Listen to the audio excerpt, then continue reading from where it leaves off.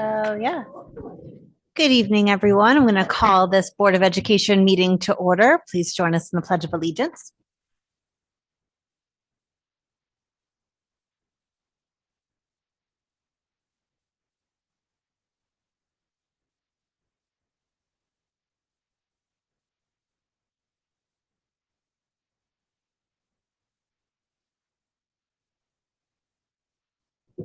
Do we have any public comment in the room tonight? Seeing none. Do we have any public comment online? I don't see any there either. So we will move to the first agenda item, which is correspondence. Troy, do you have correspondence? I do not. I do not either. Okay. On to number 5, old business. First, let's talk school calendar. Troy gave us a revision. And do you want to explain what the revision is? Yeah, I'd love to. In your actual paper packet tonight, you have the whole document. In the one I sent to you electronically, there was a couple rows that were cut off on it. But so if you look at the paper copy one, it has all of that there. And the only difference from when you saw it before is we simply moved the PD day in November. Because remember, November was pretty broken up. We moved it to May 22nd. Okay, which will allow families to still have a 4-day weekend on Memorial Day, but we'll have a PD day, and then our teachers will have a nice 3-day weekend after the PD day. And I think it's a kind of a nice thing for everybody to put it there. Thanks, Troy. Anybody have questions? And then if we could just verify, we do have November 11th off because I know there was a lot of Facebook people, but yes. Yeah, on the calendar, November 11th, is Veterans off. Day is no school. Anyone else? I would entertain a motion. I make a motion to approve the calendar as written.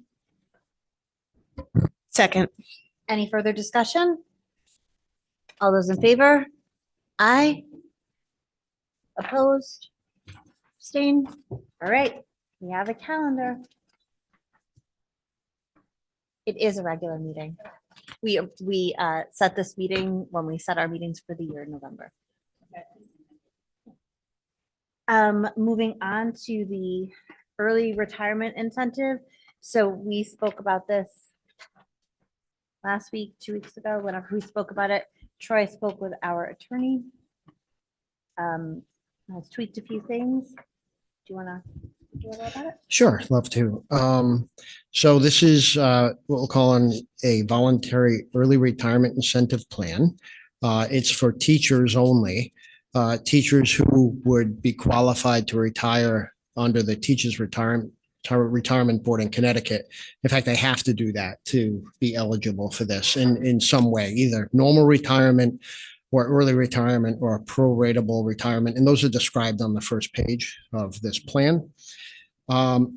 We decided after talking to the attorney, there was really no reason to have a minimum number of people to be able to take it.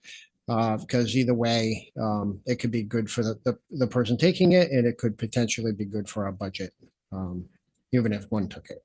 So there are 2 options people need to choose from if they decide to do this. One option is that they could stay on our health insurance for 2 years, and we pay up a portion of their health insurance. It'd be $10,000 for next year and $10,000 for the year after. When I say next year, I'm starting, July 1st of 25 will be the first payment, and then July 1st of 2026 will be the second payment.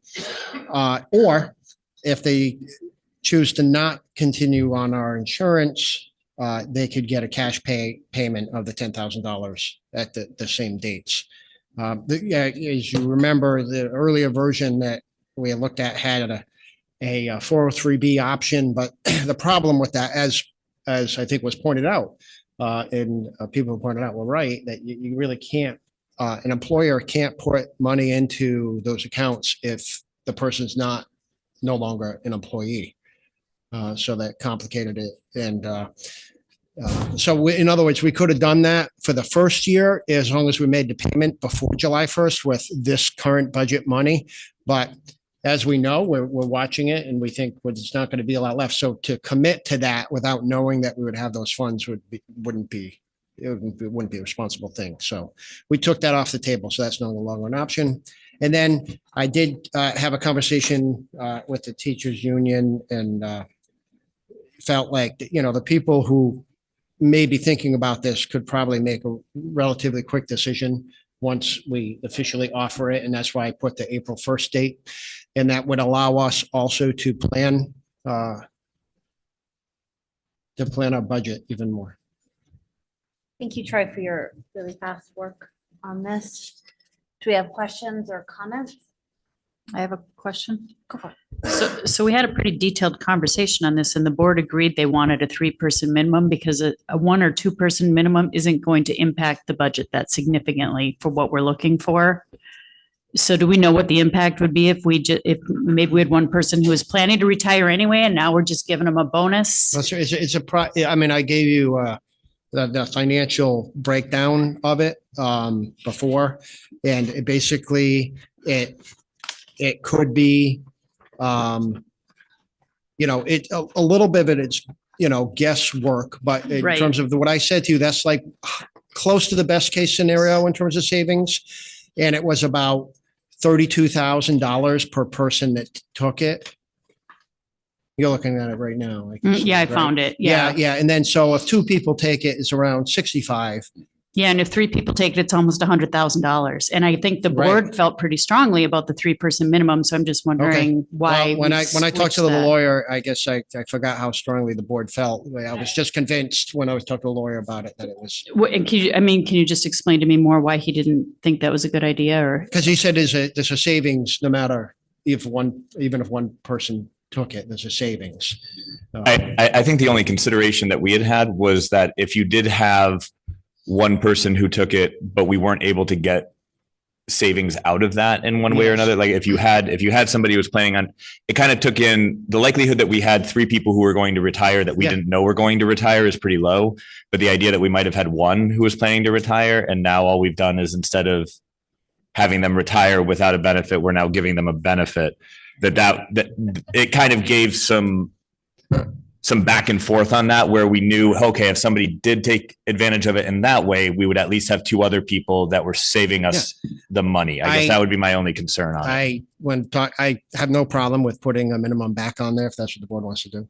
Just to clarify, we will realize a savings with one of $32,000 according to your calculation. Yes, but that, of course, So is that with the payout in year 1 or 2, in year 1 and 2? Or no, is that- that's just year 1. So So it's addition, if you look, I have it on the chart, it's broken out, but Right. for 3 years, potential savings, year 1, we would realize a $32,000 savings. potentially. So I guess I guess I would be fine with 2 as opposed to 3, but I guess I do have a concern with simply 1, only because of that other piece of it where it may just be that we're actually losing money in the budget and I don't want to take that step.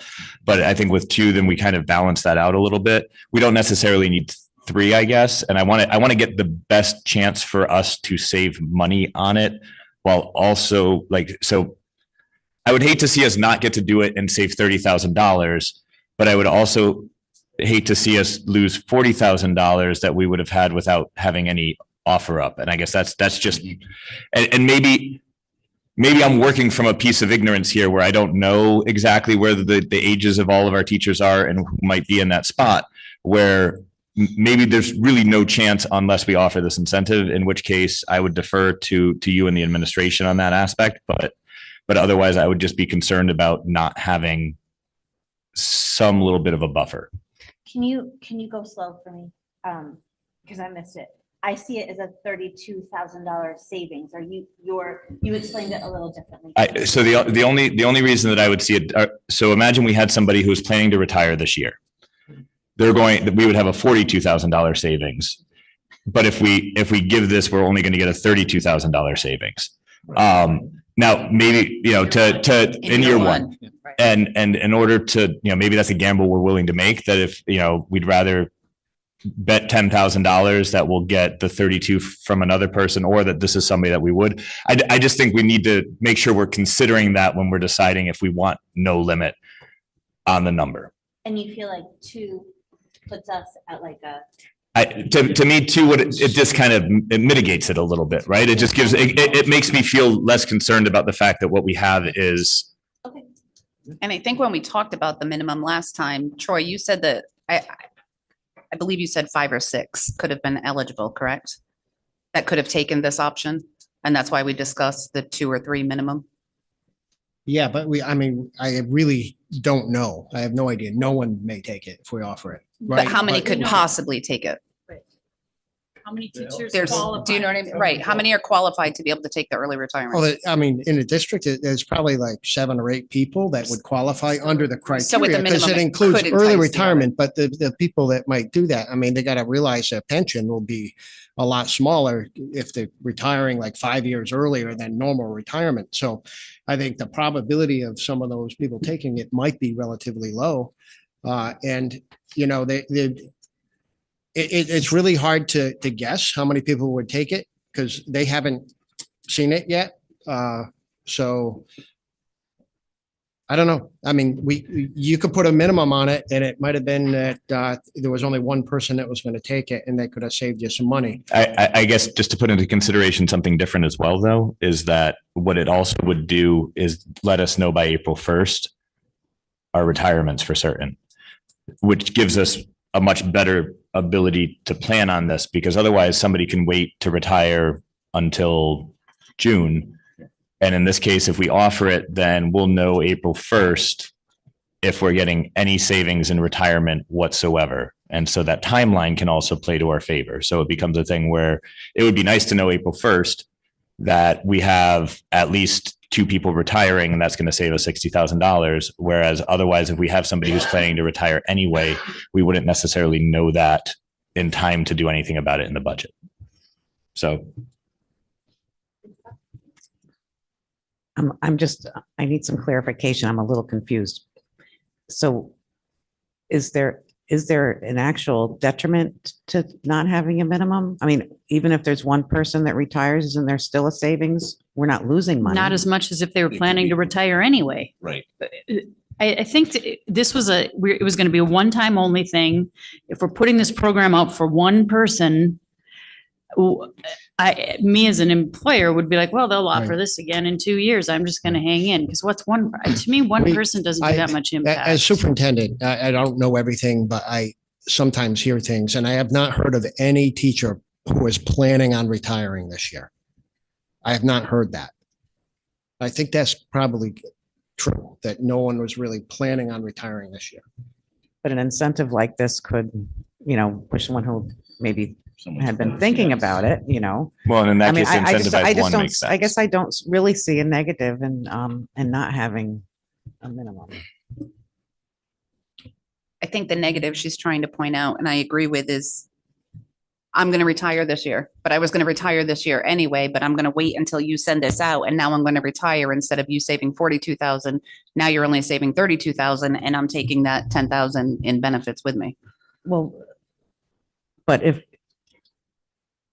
if we don't have the minimum and that one person, and what if it is only one person that does it, then, and if we don't do it because we're afraid only one person will do it, then there's zero savings.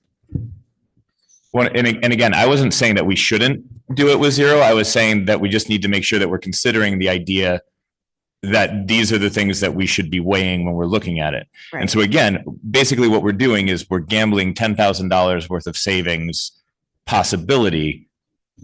But at the same time, like I just kind of walked myself through as I was talking about it, we wouldn't know that in time for budget necessarily anyway. So what we're trading now is $30,000 of definite savings versus an unlikely possibility that somebody might have been considering retiring anyway, where we would have saved 40.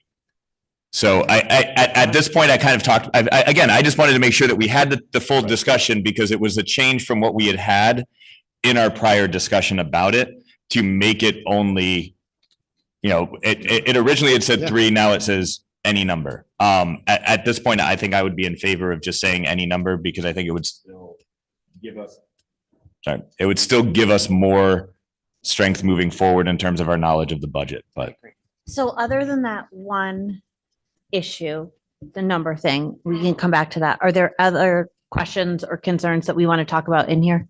Would there be some way to make sure that we're not bringing this back around next year and the year after and the year after? Would there be a way to put some kind of language in there to say, if you're going to opt for this, be aware we wouldn't entertain the idea until 2030 or? Not an annual thing. Right. I think we have that language in there, but I'm not sure that we want to lock ourselves into that. What if we decide that this works for us and it's something that we want to do? So we have that last section. The parties understand that this is a one-time opportunity and that the offer shall not establish a past practice or precedent for any purpose. But that doesn't lock us into like, we're not going to do this until, it just says we don't have to. I think what protects us from that is our vote. So Yeah. the next time it would come up, we could say, no, we don't want to make this into a precedent. So we're not going to continue to vote for this to be a thing. Other issues? So then I guess it just comes down to that number that we're looking for. I was comfortable with the 0, then I got nervous about the 0, and now after talking it through, I'm comfortable with the 0 again. Sorry, I didn't mean to talk all around in circles. I was trying to work through it myself in terms of implications. I would make a motion to offer up this early retirement incentive to our teachers. Second. Any further discussion that we want to have about it? Okay, all those in favor? Aye. Opposed? 1, any abstentions? Okay, motion carries. And so, Troy, I don't know if you have like a clean copy I do for me to sign actually, tonight. right here. There you Awesome. go. All right, so we can offer this to the union right away, and I guess we'll hear soon. Thank you again, and thank you all for being willing to try something a little new. Next item is the maintenance agreement with the town. We initially saw this agreement a few weeks ago. The Board of Selectmen have discussed it.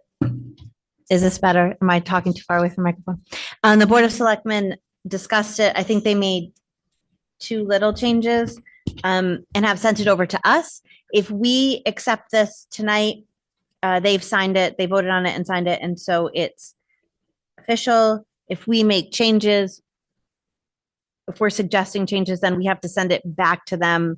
They have to discuss and re-vote. So where do we want to start the discussion about this? Questions or comments? I would just simply make the same comment that I made to Steph via email, which is it does state in here that we, in all cases of purchasing regarding maintenance now, we follow the town's purchasing policy as opposed to our own, no matter what the purchase is. And I had asked what the difference was, and it sounds like the only difference is the threshold for it to take place, but I don't know that to be certain. I haven't looked at that, so. So in the room tonight, we have got Bob and Brett. Do any of you off the top of your head? I think that that's the difference, right? That it's the number that we require quotes. Is that? You don't know what our number is? What's our number? 5,000? I have to look. No, quotes. I think it's 5,000. Hang on. Hang on. Okay, so we don't know our purchasing policy. That's what we're learning. Okay.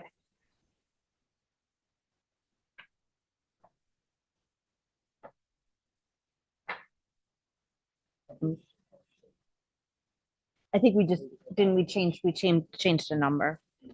But the 5,000 that's written in here is just when you have to It's talk to the other party, which is different. purchases or type of good or services up to $399 may be made without obtaining multiple quotes or bids. So 4,000 to 19,999 must have 3 written quotes.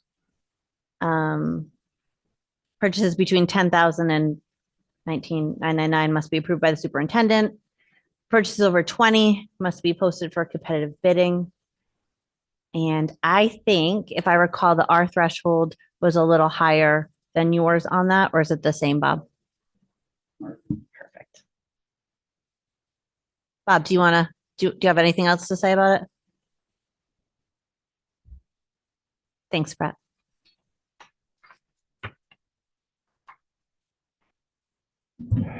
Yeah, so it was 4,500, we raised it to 5,000 on maintenance probably about a month ago. So we're 5,000, we have to get 3 quotes, and any bid that's over anything that's over $5,000. Okay, That's it. so theirs is actually, it sounds like a little more stringent than, I mean, a little less stringent than ours. So again, I would just say that we would adjust our own purchasing policy to include a caveat that in all instances, except when following the maintenance agreement with the town. So we just want to make sure that we take that into account, but I don't know that we'd even have to do that. We just understand from this agreement that that's the policy that we'd be following. Well, it sounds like it's the same threshold, isn't Ours it? is 3999, I thought it was 4,999, you said. 3999. Yeah, between 4,000 and 19,999, we need 3 quotes. So Yours is fine. anytime at the, there's gonna be work that's gonna be done, Brian's gonna talk to Alan anyway. He's gonna come through me. And if it's $5,000 or more, we're gonna get 3 quotes. I mean, it doesn't hurt us to get 3 quotes. No, it doesn't. So you guys decide what you want to do, but that's where if you do change it, we're just going to go back and discuss a revote, but we'd like to have it as we work with all your maintenance agreements and ours, we'd like to get them on the same page eventually. Alan met with Brian last week, and we're going to hopefully make each month they're going to get together and talk about these things. I'm sure myself and Troy will be involved also. So, Thank you. yeah, thanks. And thanks for all the work you've done. And I know you and Lisa have been sitting on that committee, and now Patrick on that committee as well. doing all that. Okay. Lisa, do you? I just want to say I agree. I agree with Chet that we should probably adjust our policy a bit just so they don't conflict with each other.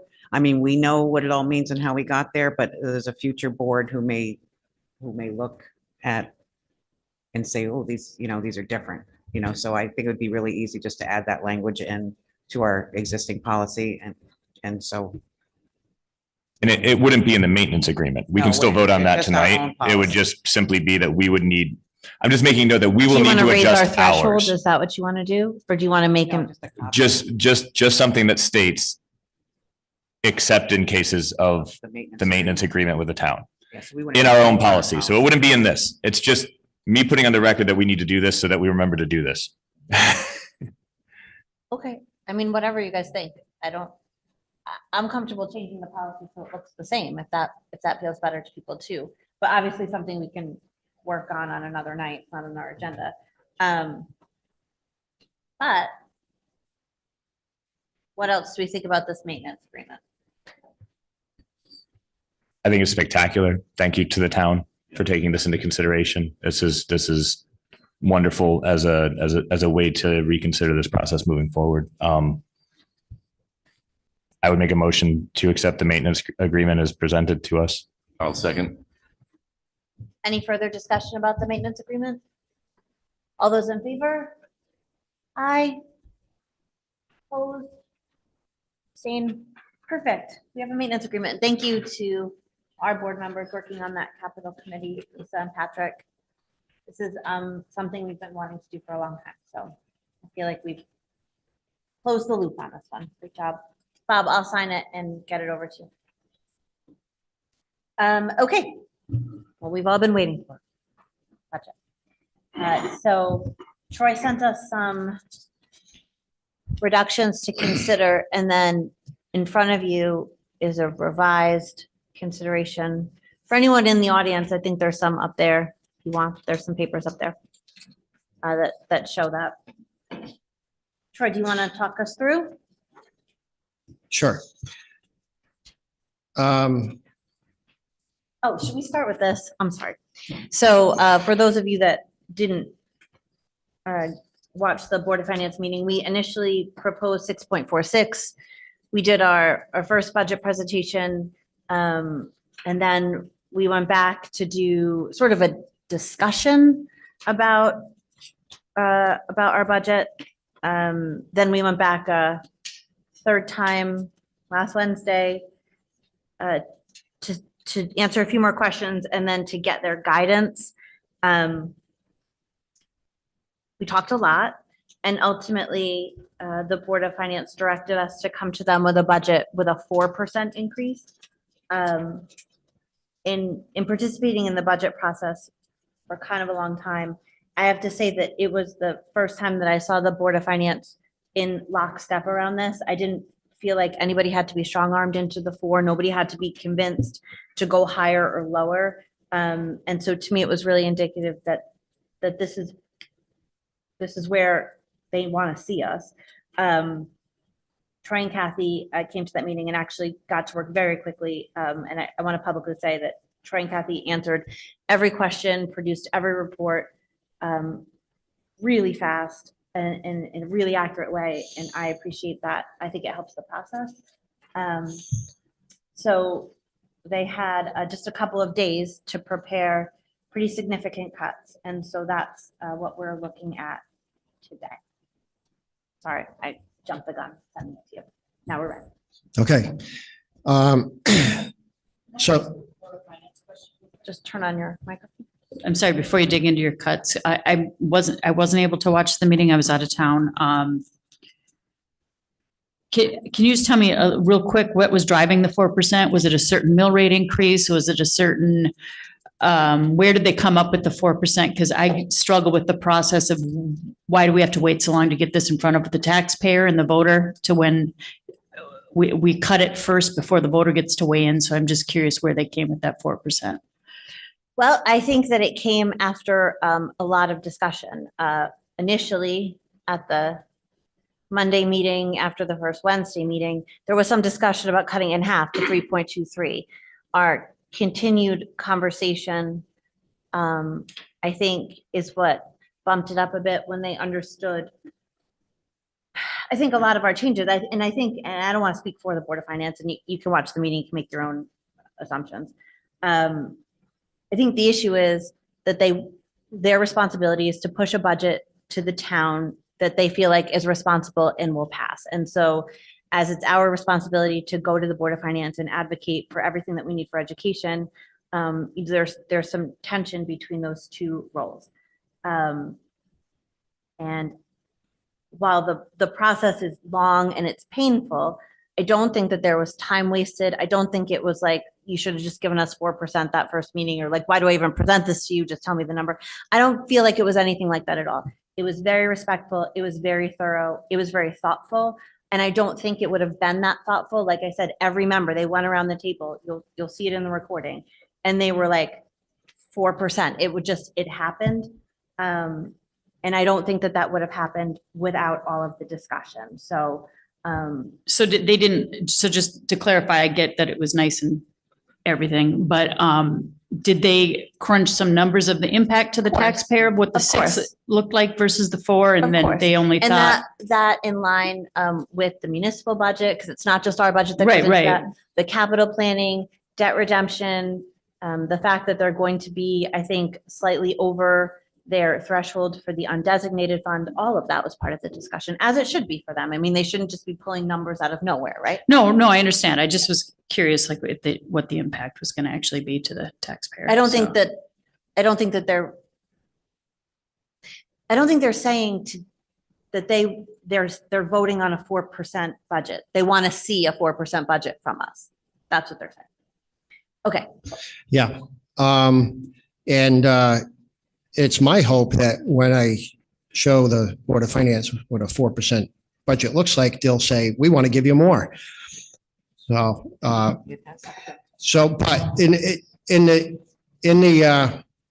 but honestly, we took the task seriously.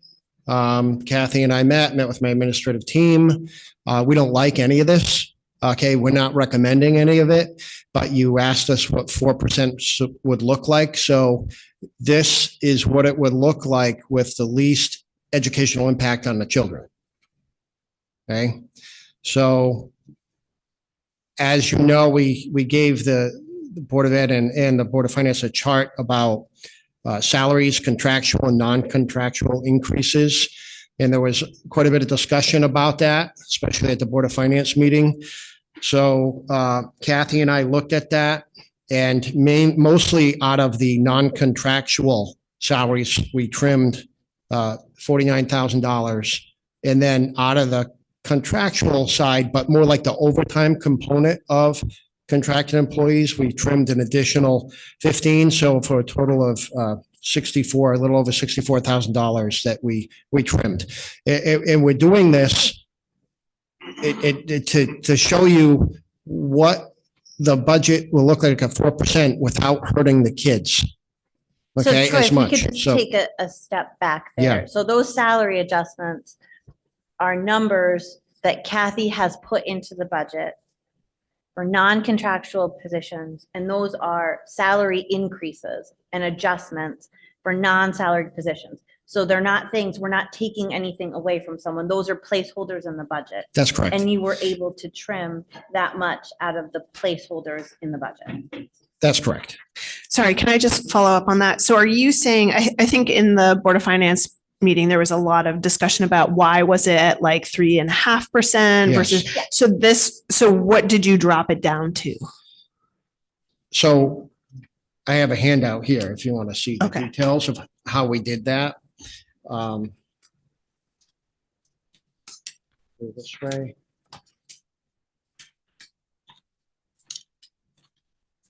This way.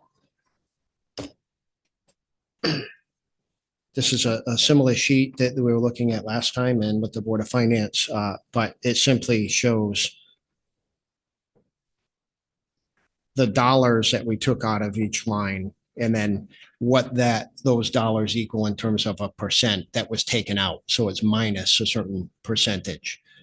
So a lot of some of the salaries we're looking at the top were like 3.5%. Now they're like, most of them are under 3. when Right, I we think trimmed, right? at the last sheet that you gave us, it wasn't just a 3.5% increase across Oh. the board. Like there were some, I think So- there was one that was 7 something. Right. There were some that were lower than that. Yeah, so another part of that line is the substitute line. So we trim that back dramatically too. That's part of it because they're non-contracted employees and they're in that top part of this chart. So we reduced that sum as well. Troy, is that, I don't want to say, is that a good plan? That's not, I don't mean it like that, but we spent a lot of time talking about substitutes are important because teachers are more expensive when we have them cover a class. Are we leaving ourselves short? If we have a healthy year, there's really good attendance, then we'll be okay. So, it's kind of a little bit of guesswork. You might have to work harder to get, kids supervised during the day because you could have some teachers that are out sick. And if we don't have, we are budgeting though, those numbers still, their numbers are pretty close to what we're projecting for the end of this year. Okay. Okay, so it's a pretty good gamble. Do we have questions or comments on that first line, that salary adjustment line? Do you have questions on that particular line? Salary adjustments. Go for it. But it jumps into the cut. So if you look at the reduction considerations, you're talking about cutting summer school. If we're cutting summer school and we're discussing cutting summer school and you already have summer school special ed teachers in here, which we would keep the special ed summer school, how come we have salaries for regular ed summer school if it's something that we're considering cutting? Okay.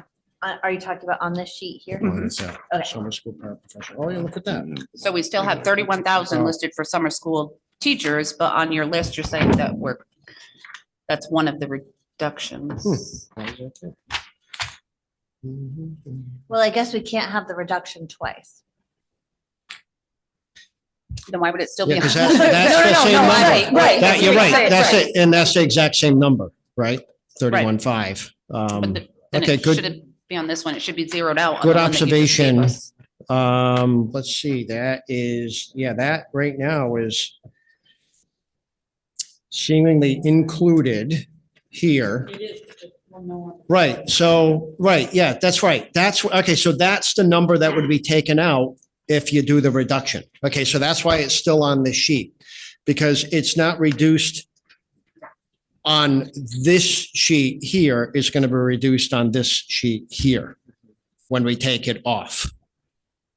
When we do the reduction, okay, so all these reductions are coming off of somewhere. So if we vote on summer school, this line item, the last one on this is going to be removed from the salary line? If you vote to, well, yeah, if a budget reduction is summer school, that line, the last one on this chart will come off. It'll be zero.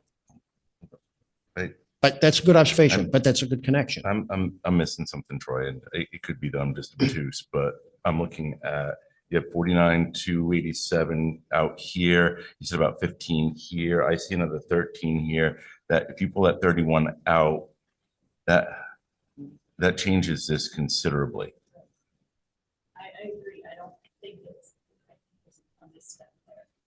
And I don't know, I mean, yes, it's still in here, but you talked about salary adjustments. I'm just curious why that one wasn't part of that original. And if it comes out and it's going to be the same either way, I'm fine with that. It's just, I look at it. Well, this wasn't something I planned on handing out tonight. I had it here in case there seemed to be an interest in seeing the details.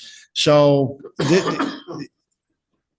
Is the concern though, and Brian, I think is the concern that we are using that number Because and then we're pulling it out again. Right, so Yeah. I think it would have gone under those salary adjustments. Right, we can only have the savings.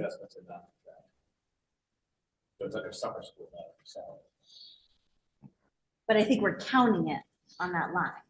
right, but I didn't take it out of this chart. It's not out of this Right. chart, so I didn't take it out Okay. twice. It's Okay. in this chart. So if we decide to take a reduction, it will come Okay. off of this chart and the other documents that relate to that line. That works. Got That's fine. I just wanted to make sure I wasn't misreading that. Thank And I you. was reading it the same way you are. Okay. But that's right. I mean, that happens with all these numbers and the different lists and everything. We always got to double check. I appreciate that observation because it's always good to double check. All right, more questions about that line? Do we have comments about that line? Any concern? I mean, my concern just follows the same thing that we ended up with in the past is that if we fall too far behind similar districts and things like that, that with these salaries, we end up in the spot where we did the last time where we suddenly had to do a giant jump in order to catch up. And that always feels worse because then we end up in a space where we're suddenly having to increase somebody's salary by $15,000 instead of increasing it by just a couple. That being said, I think we're in a lousy year. Troy, can you speak to what the average, I know that this shows like what you took away. What is the average increase going to be now? Or I guess Yeah. in It's- no way was anyone there were- guaranteed any of these increases. It was just put in the budget. Yeah, they put a lot of them in placeholders. For example, put myself out there, superintendent, like I negotiate at my valuation end of the year and the board could say, all right, Troy, you're getting, 0.5% increase or 1% or 0. Or what, what we budget for? Oh, it's 2.9. Oh, we'll give you the 2.9.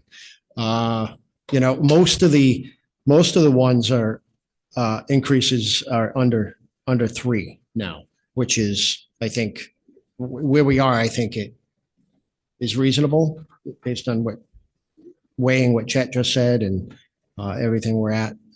So there's still So- room for these people to receive There- these positions. There's room to get smaller increases, yeah. I have a question about, so the nurses, so those are placeholders, or can you explain that a little more? So in the budget, Jamie, where these were in that sheet that the Board of Finance spent some time talking about, those aren't salary increases that are guaranteed, but rather Yeah. just Yeah. hanging out there so that Troy or whomever gives out that increase has the discretion to give, like, say, that much. So you were saying essentially overtime here? This is overtime. This is not personnel, not aides. Okay, so this is just bringing their salary up a little bit. These are just adjustments to non-contractual staffs. So they Okay. would be getting a small increase A small overall. increase. It's just that, you know, there might not be as many like overtime hours in the budget. Okay. And I'm not happy about the substitutes. I don't think that our principal should be in the classroom doing substituting for classes. So I'm a hard no on any of the substitutes. I just realized that Kathy, you're here too. Yep. Please jump in if there's something that you think we're missing. No, in regards to the nurses, a question came up with the Board of Finance. We have one nurse that goes over to the Christian Academy one day a week, and it costs, her salary for that is roughly 13 grand a year. We get a reimbursement from the state for about 5,000 of that, but it doesn't come back to the school. It goes to the town. So, when we were talking with the Board of Finance, it was difficult to understand the nurse situation, but I reached out to the state and was able to determine how much we get back, and it goes to the town. Thanks, Kathy. I just have one quick question on salaries. We just hired a administrative assistant for Troy, correct? Yes, Yes. So we won't be giving a raise on that correct. in July. That's. I think you see that that's dialed back. I just want to make sure, I see it's dialed That's back, but I correct. just want to make sure it was flat, that there was no That's it. raise for a position that just That's came on right. board. Okay, thank Yep. you.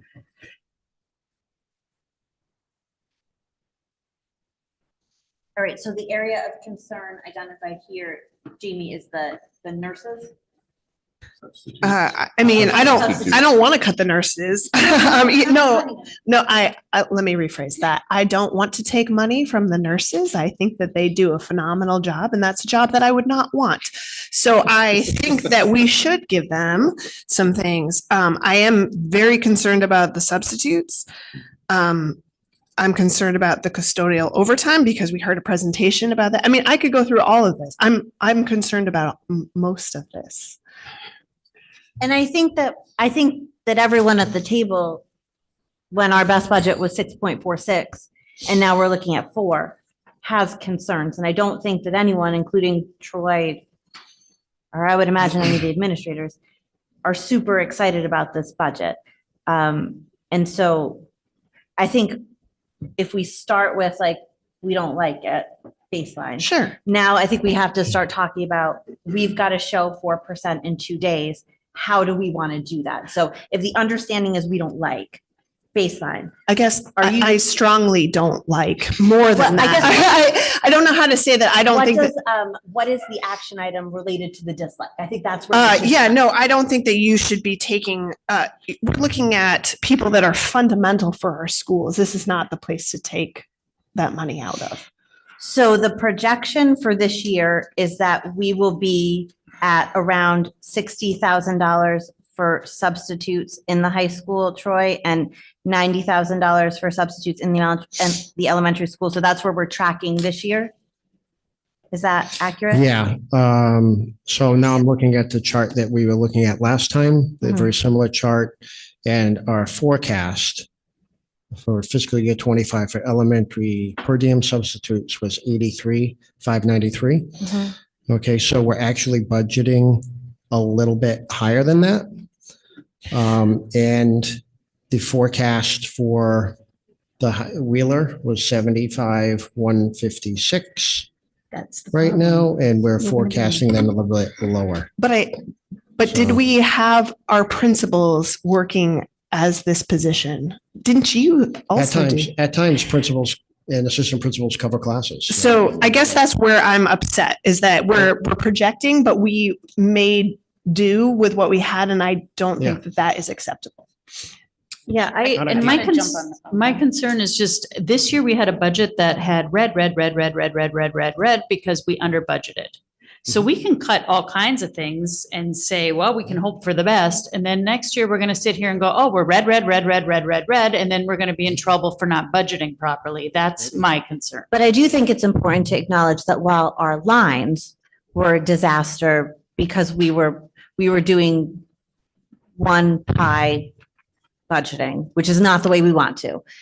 What we do know is that we absorbed several large unexpected expenses this year, and we are still projected at the end of the day, big pie number to be significantly ahead. And those projections are still happening. And so while we had red line items, I think that it's a fallacy to say that our budget wasn't adequate for the year.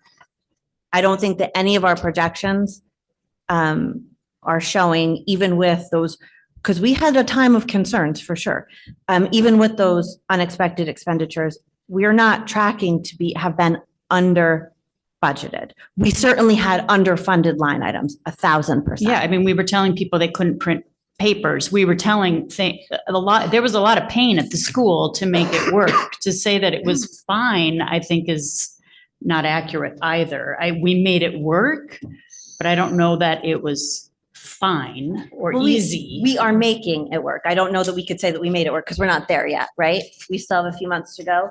And there was pain. And I think that Troy and his administrators have been able to talk. And I mean, I think Kathy spoke about it very eloquently about the printing costs, right? So we had a huge printing cost of color copies. And so we had to ask people to only make color copies under certain situations.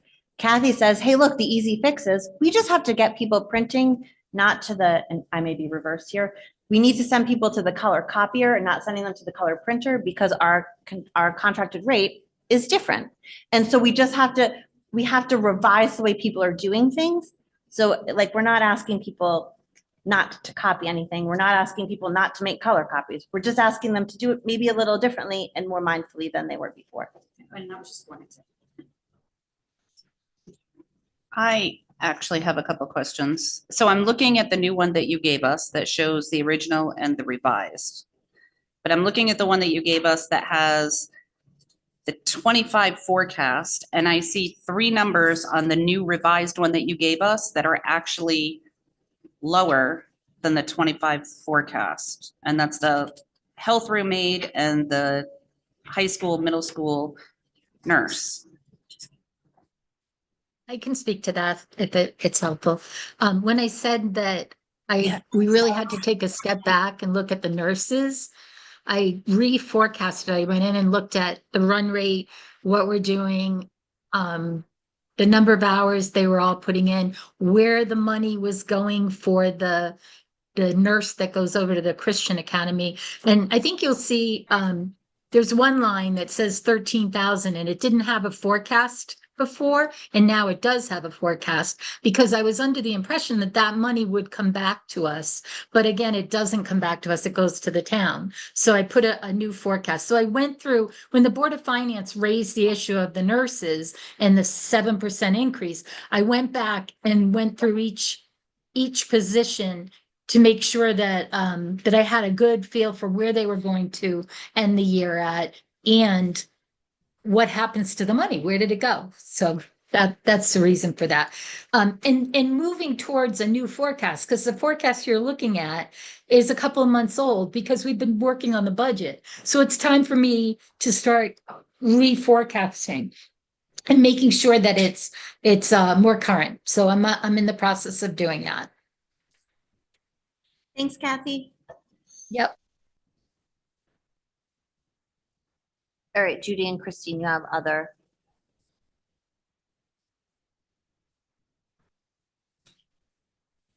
All right, so I want to just skip down to summer school. I want to get through some of this before we get to, I think, where we're gonna have a longer discussion. So Troy, do you want to talk about summer school? Yeah, coming up with a plan about what 4% looks like with the least educational impact on the children. It would be removing summer school, regular ed summer school, not ESY, which is extended school year, which is legally mandated for certain kids who have certain plans called IEPs, and they need summer school. So we'd still run that ESY, but we would not run regular ed summer school. And that would be 31,500. We believe that homework club during the year has a bigger impact. And other just kids having teachers in front of them and teachers that can help them during intervention periods, having interventionists. We believe that's bigger impact than 4 weeks of summer school at three hours a day for 4 days a week. Of course, it's great to have it. Okay, but we got to show what 4% looks like. So this was a part of your original recommended reductions, and we opted to put it back in. Correct. And so now you are recommending that we take it back out. I'm not recommending, I'm just showing what 4% looks like. With least educational impact on the children. You're proposing, not recommending. Well, I don't know, propose is close to recommend, so I'm just saying it's part of the 4% plan that I was tasked with. 4%. Okay, thank you. It's part of your 4%. Okay. Let's talk summer school. And it's not credit recovery, it's all enrichment, correct? Okay. It's all elementary school. I dislike this, but obviously we dislike all of these things. So we should probably just stop prefacing that, but I have a hard Right, time not baseline- doing so. baseline understood. Yep. In terms of impact on students, in terms of impact on our staff, I do feel like this is one of those things that I would be okay, I guess, with this as being the thing that we would put in. I do think that there's some really important pieces to having regular ed summer school. I think that it not only maintains the consistency for some of your students who may not have IEPs, but may struggle with staying on their general process. It lessens that impact of coming back to school after an entire summer. It also creates a situation in which your ESY kids are not the only people in the building, but instead what you have is a group of peers around them that allow them to learn better. If we have to make choices, I guess. Other thoughts?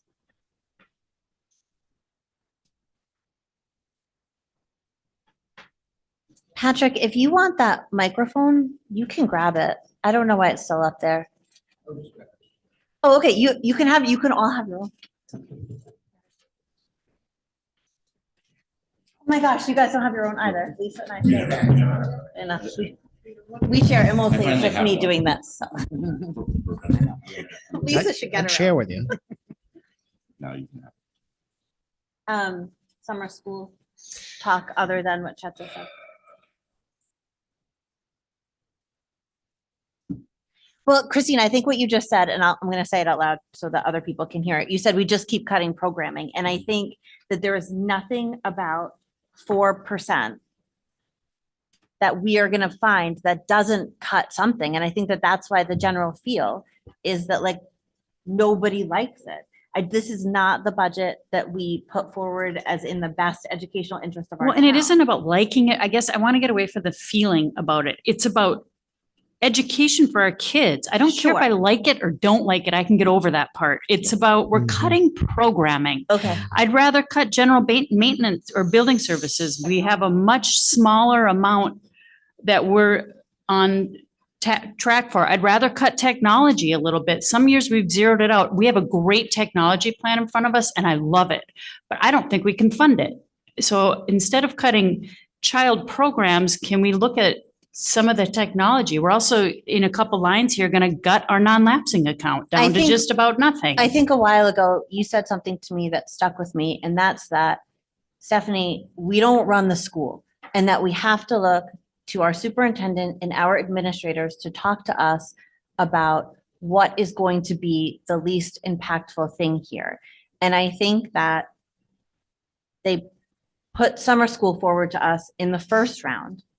And we made some adjustments on our own and we put summer school back in, and they're coming back to us and they're saying, hey, look, maybe this isn't as impactful to our student population as you all think. And I would imagine that Troy's going to talk about why he thinks technology is that impactful. I mean, I'm with you on cutting that general building services line. I was happy to see it come down another 7%. I mean, $7,000. I'd like to see it go even further. But I think that at some point, I'm going to say what you said to me that day, which is we have to look to the people that run the school to tell us where the least impactful cuts are going to be, understanding. And I'll agree with you, this doesn't have anything to do with liking or not liking, but this is our reality now. 6.46 is out the window. This is our reality. And so we have to find a way to do this in a way that it's going to have the least impact on our kids. I'm going to piggyback off of what Christine said too, though. And I understand exactly what you're saying, Stephanie, about they run the school, and I completely get that. I would like to voice my concern also about summer school. And I think there's other ways to look at this. We have the $35,000 in the budget for new Chromebooks for the lower grades for the K through 3, where they should be actually putting a pencil to a piece of paper and learning how to write and not doing it on a computer, and keeping the summer school in, which would benefit the older children. Just my opinion.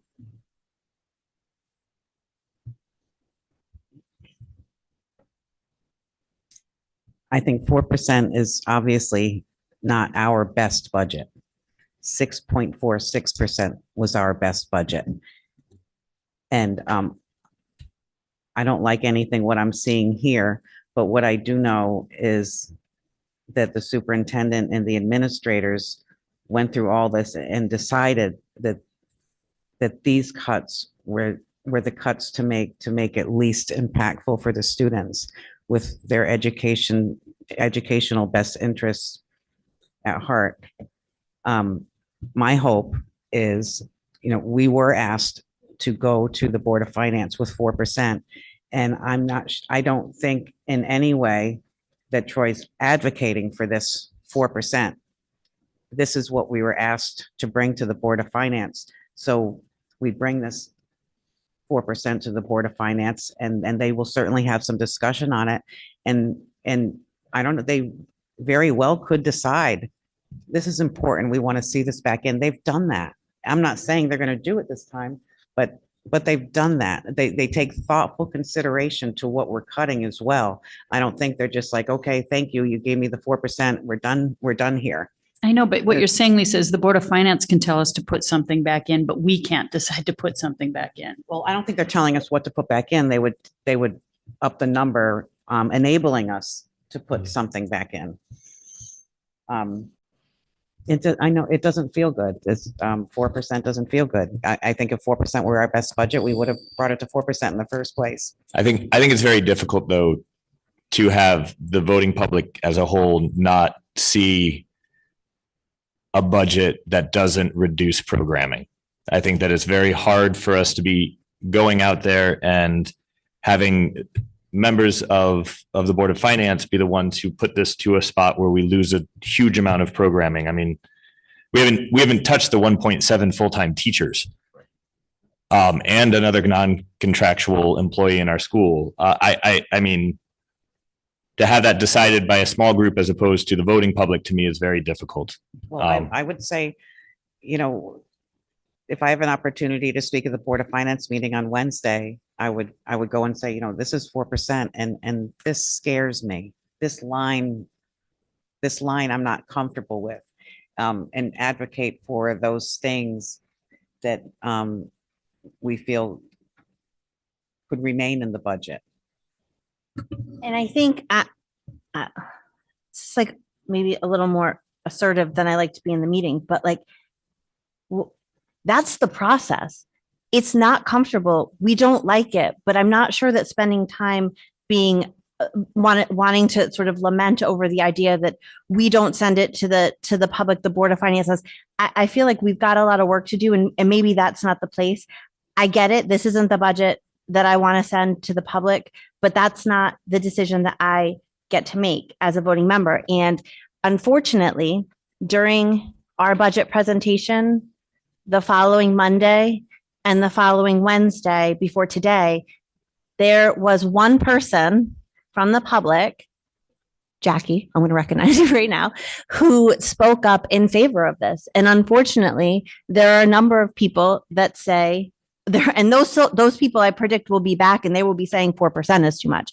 So when people talk about the voting public and not wanting that, we need those members of the voting public to come or send something or speak via Zoom. I mean, there's a bazillion ways to access public meetings now. To stand up and say, I want this, Board of Finance, I want you to know, but unfortunately, we're not getting that sort of response.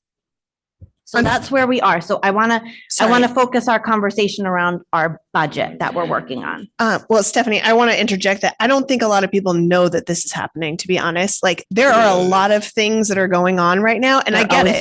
People need to be aware, but I think they're not sure when that's happening. So if you want to put a call out now to be like, hey, we got to defend this budget, because none of this. I actually put a call out to all of you in an email 2 weeks ago saying, please, after that presentation, the Board of Finance is not looking at this with warm and fuzzy eyes. Please, if you know people, this is the time, have them attend. We all need to reach out to our people. And I get it. For years, Lisa will tell you, we've been working on getting the word out for years. And it's hard, and people are busy. And it's hard because sometimes people come to vote for a referendum and they say on the way in, am I voting yes or am I voting no on this? What am I voting on again today? That's hard. And you can do that thing, bringing the horse to water thing. But like at some point there is like people have to want to engage or they don't. And so we as board members, if we know those people, have them come, have them speak. The Board of Finance will listen to public comment.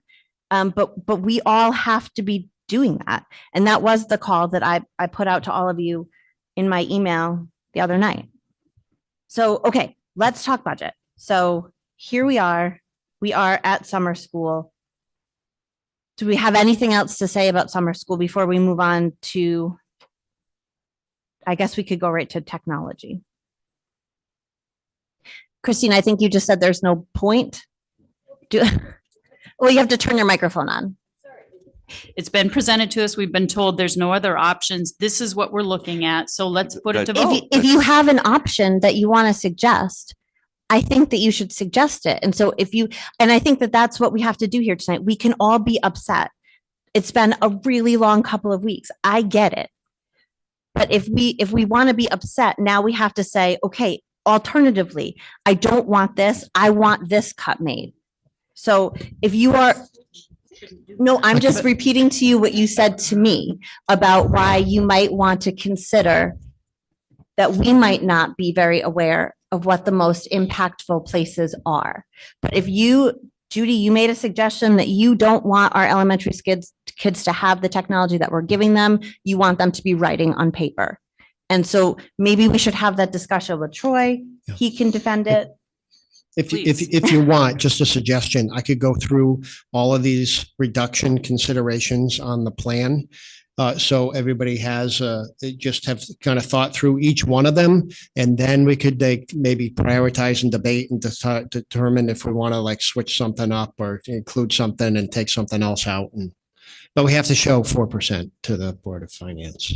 So if you want, I'll continue to go through the list. I'm going to go on to technology, Stephanie. Yeah, why don't you? Okay, so just again, looking at the least impact on the kids and knowing that the board has a non-lapsing account and the board had already decided to spend $122,285 out of their non-lapsing account, and knowing they had a balance, uncommitted balance of $77,476, and knowing that, which you don't know this part probably, but we still have, you do know that you you allocated $35,000 for the Cub Club out of your non-lapsing account.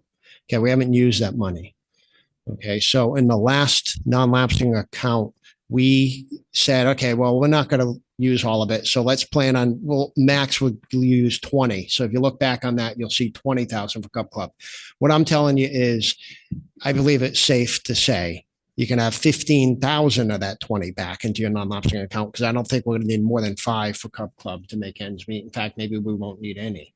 Okay, so I think 5 is enough of a buffer for us for Cub Club. So when you add then 15 to your 77, you get 92. And then I'm suggesting you consider a reduction of 63 additional out of there, which leaves you about $30,000 budget in your non-lapsing account at the end of the year, except if we have money at the end of the year, then that would go in. And we don't yet know that. So this would then be $63,000 that would come out of the budget. Okay, and we would use it for Chromebooks and software. And some of the software purchases, we still are working to identify those, but they would be things probably like the 5th grade science program for $6,500 that covers 6 years. All right, so, and we would look at other items. I have the list right here of the softwares, and I've highlighted already items to talk to about with my administrators. We just haven't had time to do that yet. But I have things on here that I'm wondering, we'd like to use them next year, but are we confident we want to use them the year after? Like there might be things on here as we look to become more efficient and as we're testing kids more in different even state mandated programs like Amira is a reading program, which we have to do with kindergarten kids on Chromebooks. Right.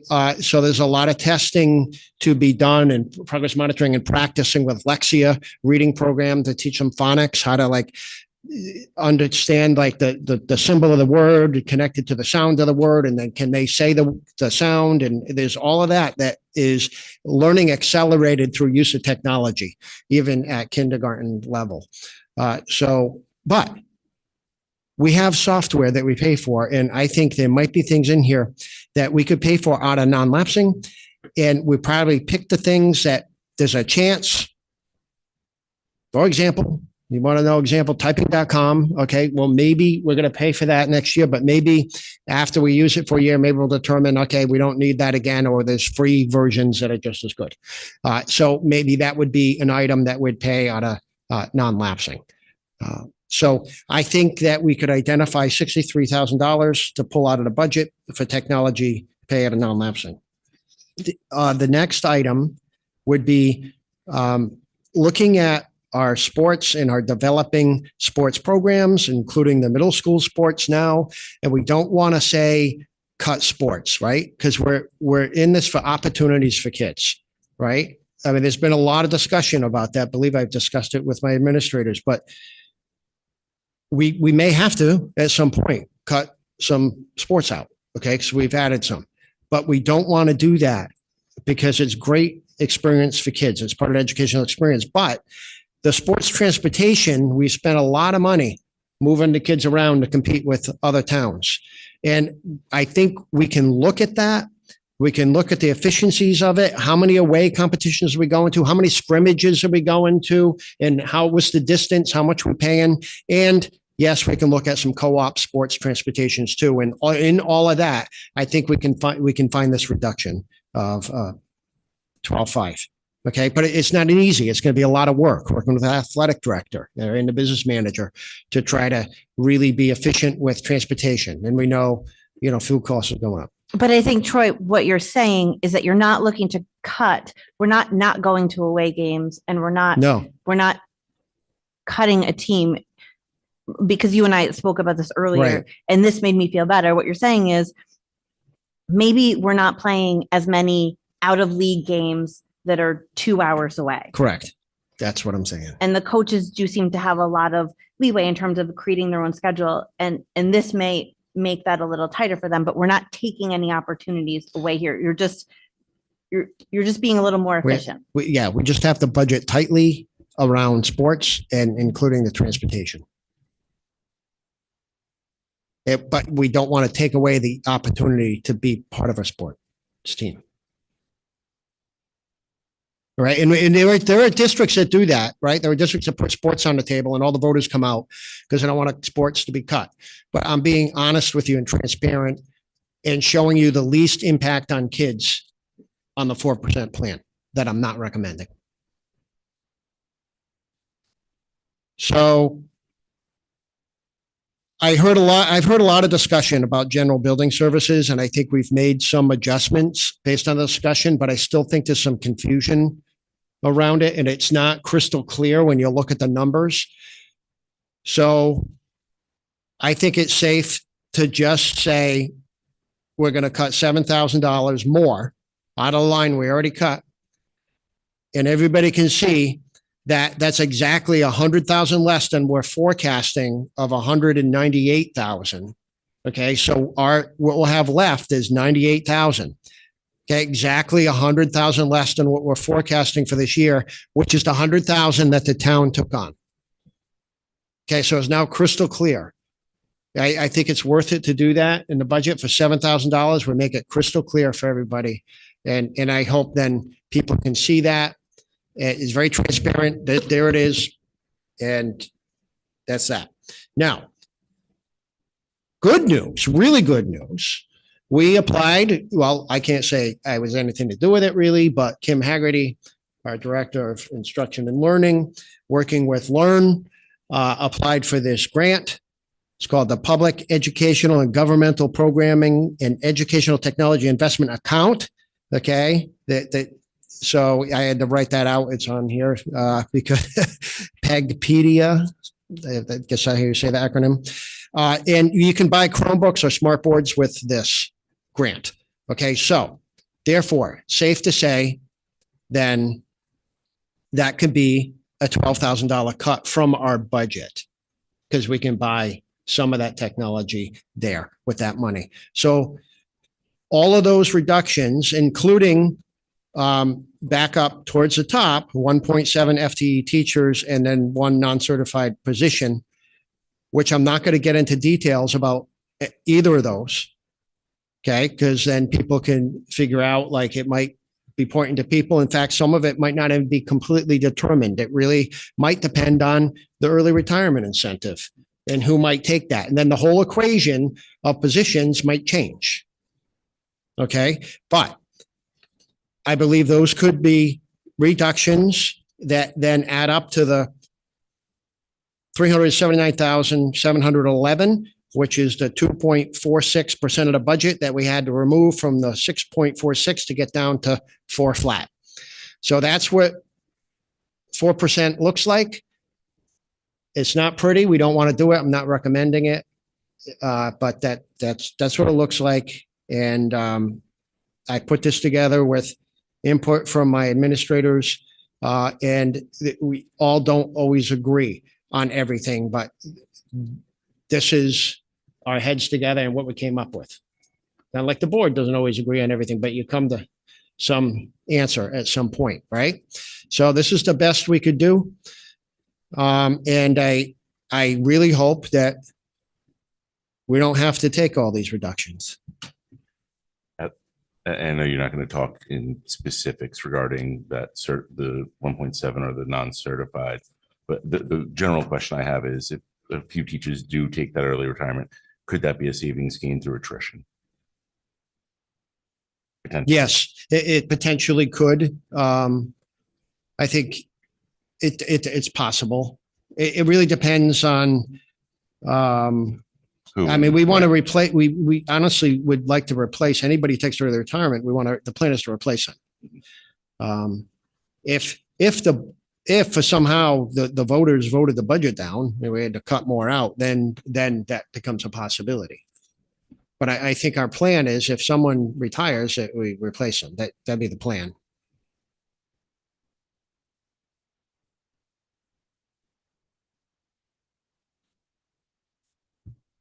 So again, holding out the 1.7 FTE teachers in the non-certified position.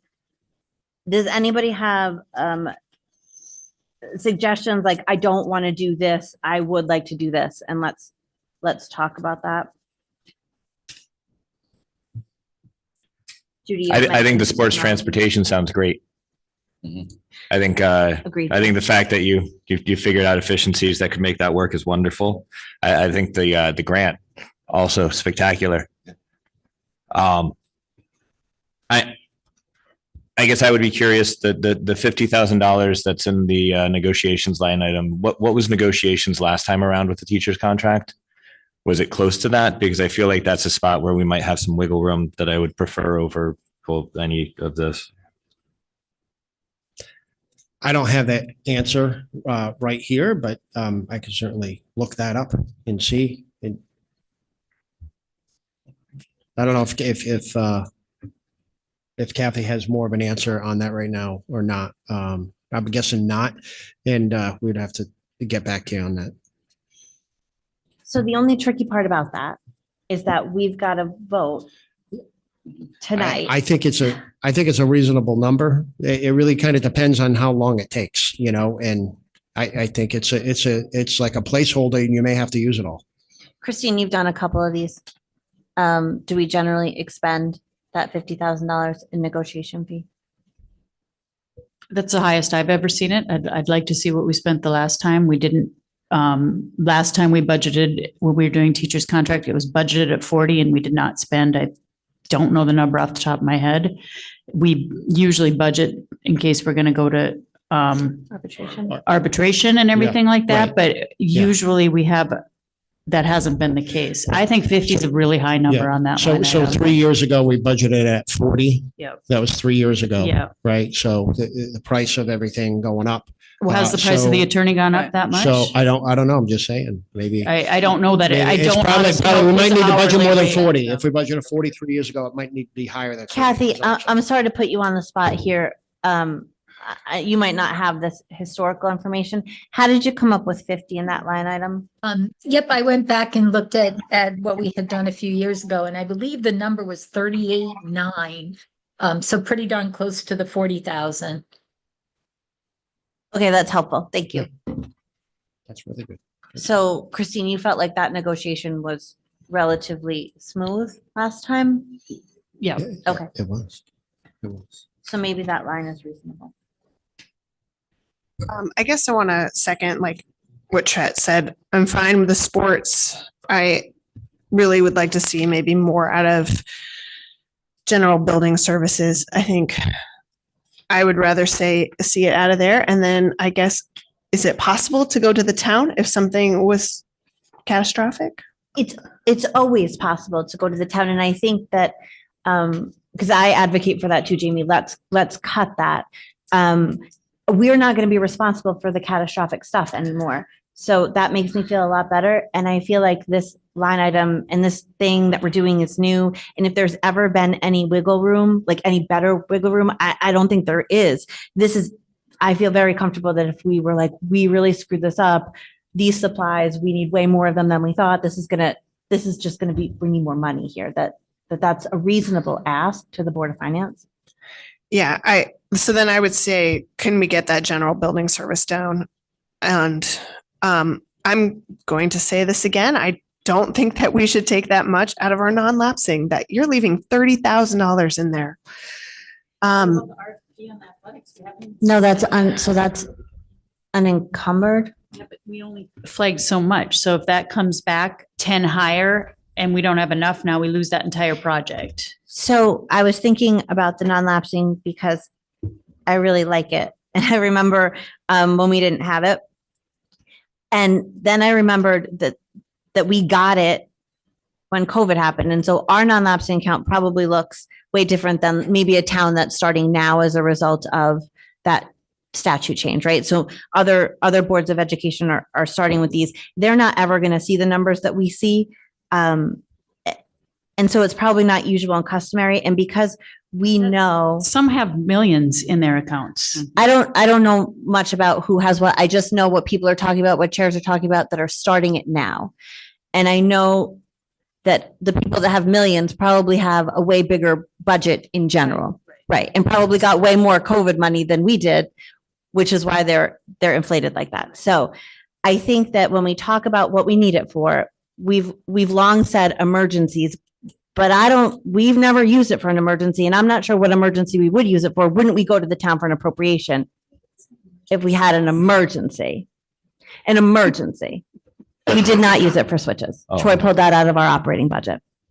So Sorry. you go I ahead. just, I also want to make you aware, if you didn't see this part of the Board of Finance meeting, that as they're considering all options and they're looking at things like the undesignated fund, they have an eye on our balance.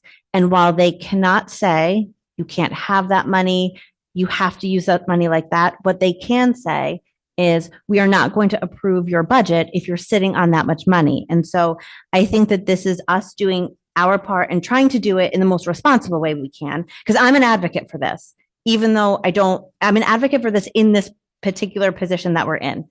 If we want this stuff, then we can get this stuff that way. Or else, how are we paying for technology this year? Are we going to pay for it next year? Maybe it Exactly. needs to be adjusted, and we don't know what next year will bring, but this year, because I agree, it's not the best long-term plan. I'm with you, but I'm not sure that we're in that place of long-term planning right now. I don't know how we make up that. But I feel like what it does is it creates that cliff the same way It does. that we generally don't want to use the undesignated fund from town to be able to buffer up the budget, because then we have to just counter it the following year. So you're not, like, the expenses aren't going away. They're part of our budget. And as soon as we put it in there, then next year we're already looking at $185,000 that wasn't in this year's budget that next year will need to go into the budget. And so we start from a negative, and it feels very irresponsible to me to be setting that up. And I feel like using it slowly over time is the way that you counter that effect, which is what we've been doing, which is buying smaller pieces of that technology or other things that are going to help the students, or pieces of it like that are going to do that. But if what we do instead is just this giant purchase out of non-lapsing, then we create a cliff. Like it doesn't make fiscal sense to me, but I think most of what's coming out of non-lapsing are things that we don't have to buy next year. Not next year, but. There's mean, always you know, going to be, it's- but it's the Chromebooks are an item that we're Chromebooks gonna have that's to going to buy be every year. So, I mean, you're talking Chromebooks, you're talking teacher laptops, because that's all part of that And technology we're only plan. purchasing Are we 12, buying which teacher means we need to laptops next purchase year? more. That was all Aren't packaged there in. and- things we have that we're the not buying process next of, year? because Right. as the Is the whole- teachers are going through, the goal is to continually be buying these. So instead we don't end up in the spot we are, which is By 50%. teachers with 15-year-old laptops that Well, barely The load. 185, what's in there that we don't have to buy next year? I know that there were some things. I just can't think of it off the top of my head. If we put that software in there. The for software. 6,500, the science, fifth grade science software. So there's, But But again, the other than that- majority of it is recurring costs. There's 179,000. 124 Chromebooks Most of and it 12 is teacher laptops. like, we that have are in there. switches in there that really we have to buy some every year. okay. Let's see, here's the list. Yeah, whiteboards, our plan is to buy some every year, Chromebooks yearly. Mhm. All right, here's the security cameras. There you go. The security cameras in there, we wouldn't have to buy those every year. And how much were those? 10,385. All right. All right. So I'm not moving the needle very much with my point. And however, I've said every time we've talked about the non-lapsing account, I don't want to remove from there to create a hole for next year. But we're really in a spot. And the non-lapsing account, we didn't have that 5 years ago or 6 years ago. We haven't had it. It is new, and there will be a small balance, and we are in the black a little bit, and we'll, I'm not saying I like it, okay? I'm saying that it could come from there, or it can, I don't know where else it could come from. I would ask, and, I don't have the historical knowledge, right? But 5 or 6 or 7 years ago, were our students as dependent upon software-based curricula? Were they as dependent upon Chromebooks to do their homework every night? Because I know my third grader every night has to come home and hop on a Chromebook to do her third grade math. All right, to So does do my her fourth work grader. there. And my fourth grader and my sixth grader is doing the same thing and has been for years. So, I mean, as I start to look at these expenditures, these are a natural offshoot of the evolution of education. Oh, we're- And they weren't part of the budget 5, 6, 7 years ago. No, right? I'm not, I understand that, but we're not going to take those away. I actually I mean, have we're still going to fund what they need. The fact that it's coming out of here, I mean, And I But thi- it may set us up to fail next year. I guess think that's we the have problem. to That's think the about issue. the future. I think we'd be very short-sighted to say we're only thinking about this year and will not think about the future. We were presented an IT purchasing plan that was a well-thought-out Yes. plan that we requested. They did a lot of work on it. And now we're just saying, well, we're just going to buy what we can buy with this other account. I don't know how we're going to pay for it down the road. And that account will inevitably be gone, which I'm sure the Board of Finance will be finally thrilled with. And then we can, I don't know, do what we've done year after year and put a zero in the IT purchasing, and we'll be in this same situation that we've been in year after year after year after year. And we have to think about the future. no, I understand that. I think about the future. So I guess the question would be if that money doesn't come out of non-lapsing, where does it come from?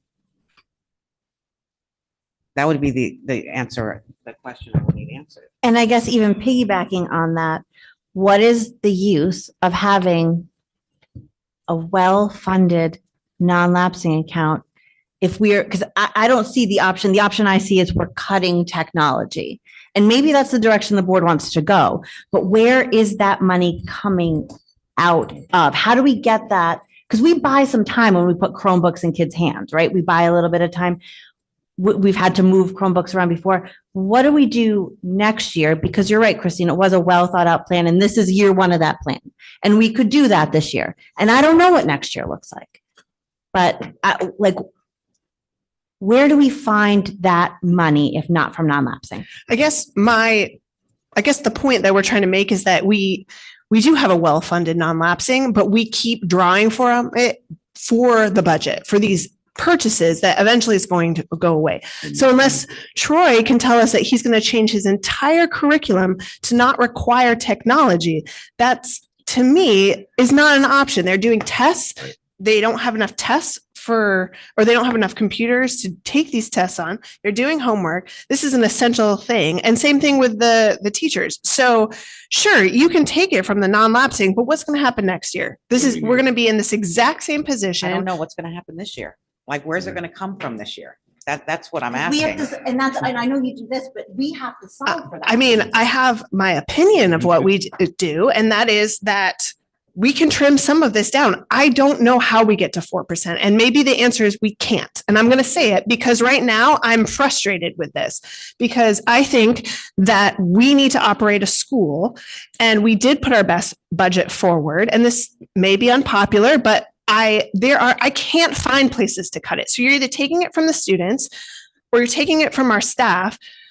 So for sure, take it from the non-lapsing, but then next year, I'm not sure what the plan is going to be and we Right. don't have it. So And it that's, might be even worse next year if we're told that we have a 2% increase or less than that.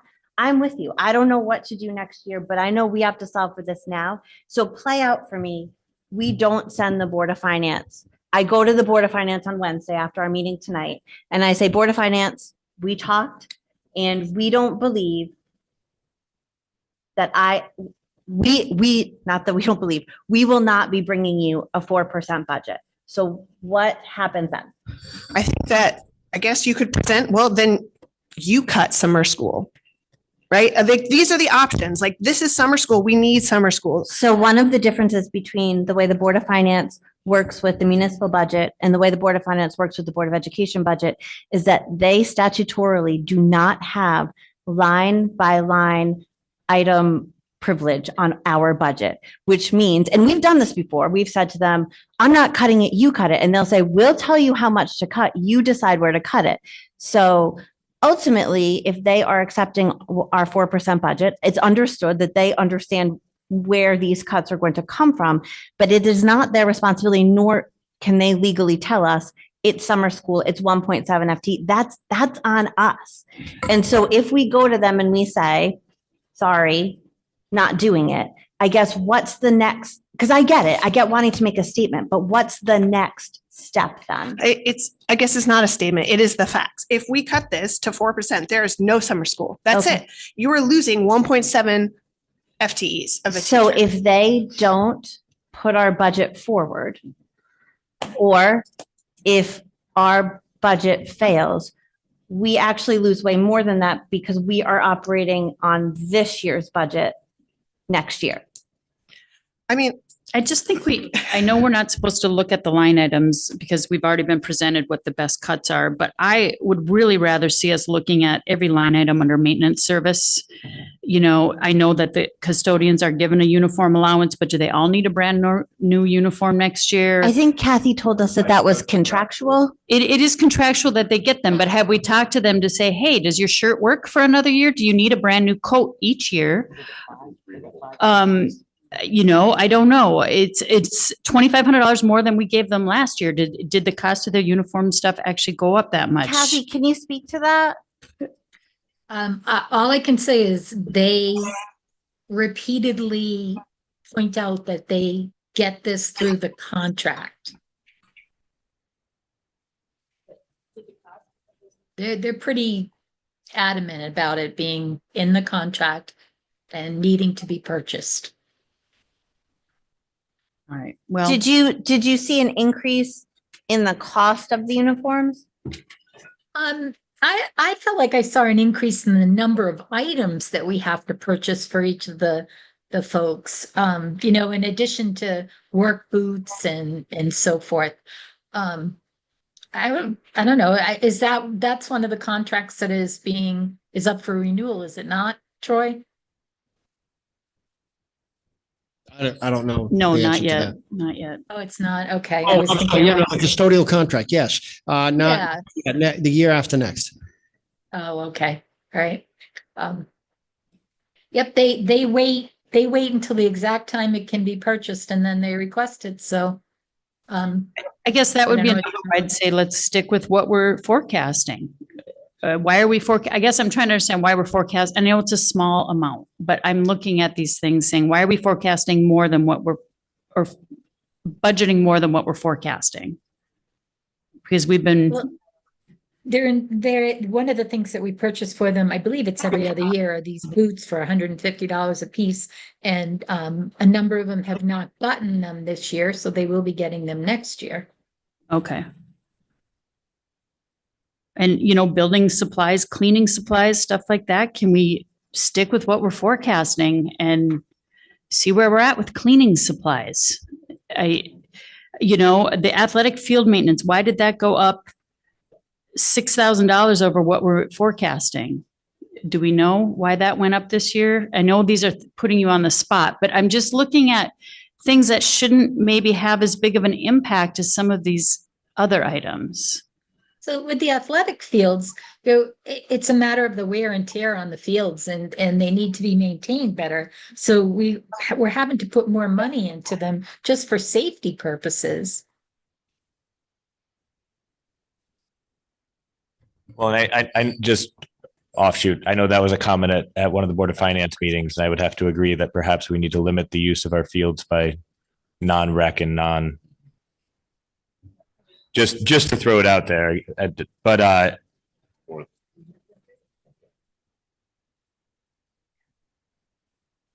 So if yes, philosophically, Chet, I think that there's certainly some changes. And I would think Burns probably looking at that. well, and I'm just thinking that's one of those things where that can Right. counter some of that increase in terms of the cost. I know that, you know, if it's a rec program, there's now a facilities fee. And so if they're using our facilities, maybe that's a piece of it. So we do have I know a that if policy there's- that talks about that and maybe that has to be adjusted. Well, that's what I'm meaning, is that perhaps we need to look at it because there are a lot of people on those fields a lot. So no one's paying. So I guess with all of that speculation, do you want to cut that? Do you want to cut that down?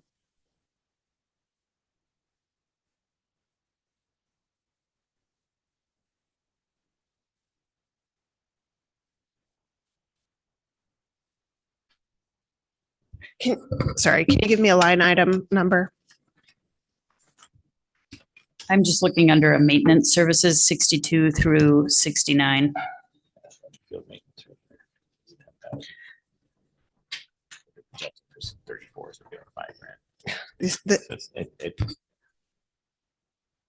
And again, the problem is that doing one change there doesn't affect any of these other line items. And I guess I'm a little and I feel like I shouldn't be confused after, 3 years of this, but I still am.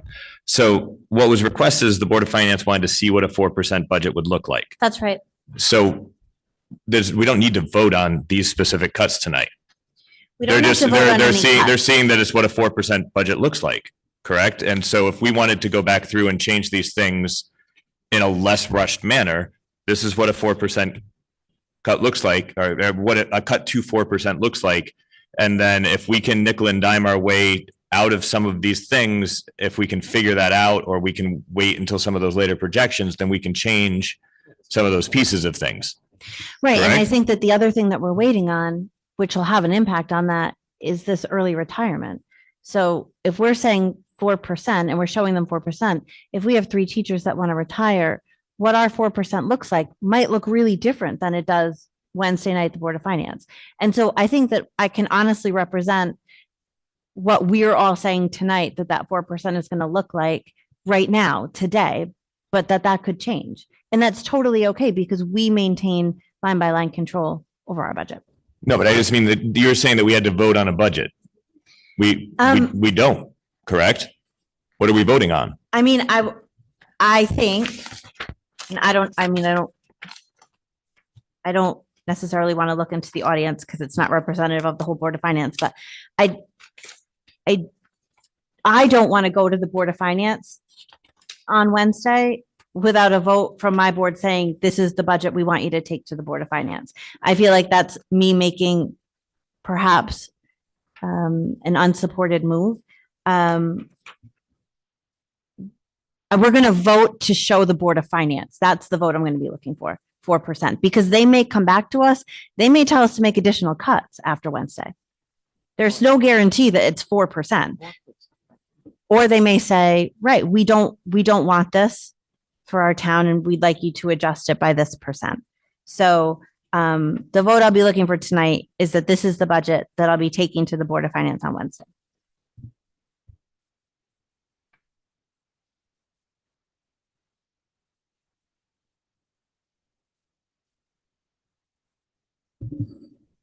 Yeah, I don't think that we're bringing it to the that we would be voting to bring it to the Board of Finance to say this is the budget we want put forth.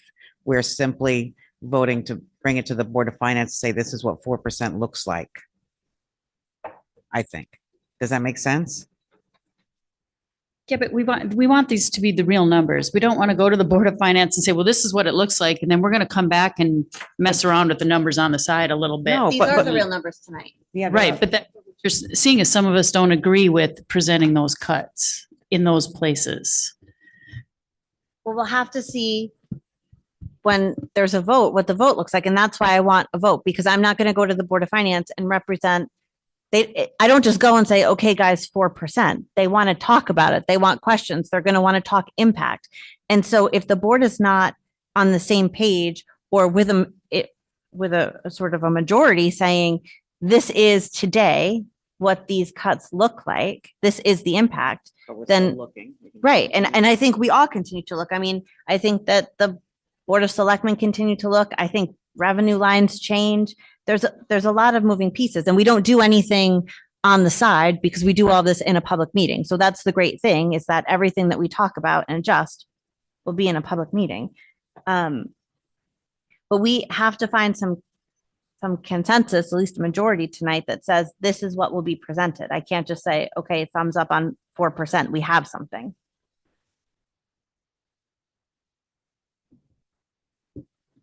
So do we want to go back to that maintenance line item?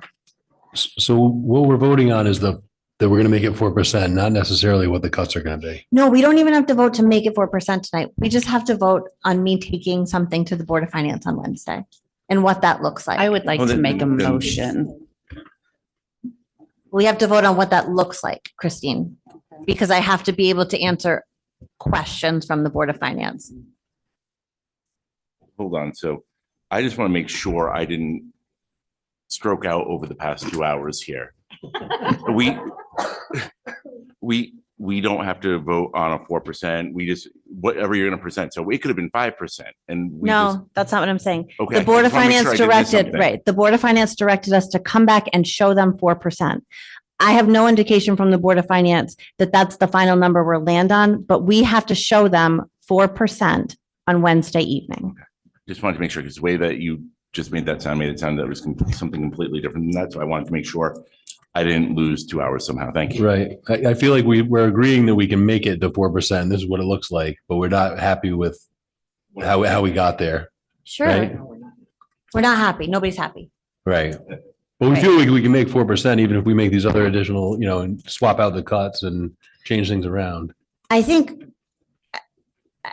what we're gonna do, is unless somebody wants to change something, which I guess, we have to vote on, this is what 4% looks like today.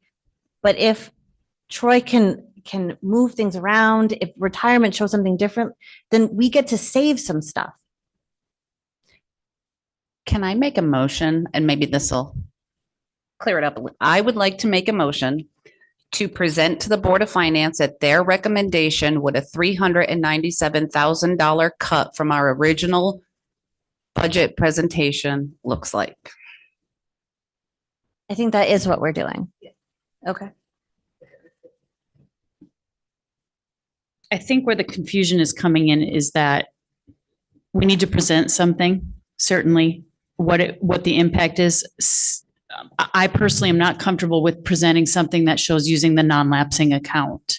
So certainly you can present the impact to programming, this, that, and the other thing, but for me, the using the non-lapsing to supplant our budget doesn't make me that comfortable. So I think maybe where the disconnect is that we're not all super comfortable with what we're presenting, it looks like. Right. So we have to get comfortable tonight.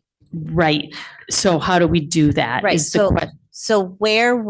So I guess we have two options, right? We cut the technology so that we pull less out of the non-lapsing, or we find a place in our budget to cut so we don't have to use the non-lapsing in that way, right? Those would be the two options, right? I just want to specify that we've already used $120,000 of the Do non-lapsing you to want that to supplement that. stay, or do you want it all on the table right now? But no, that 120,000, don't get me wrong, I wasn't thrilled with that number either, because I still think that we're creating a cliff for ourselves.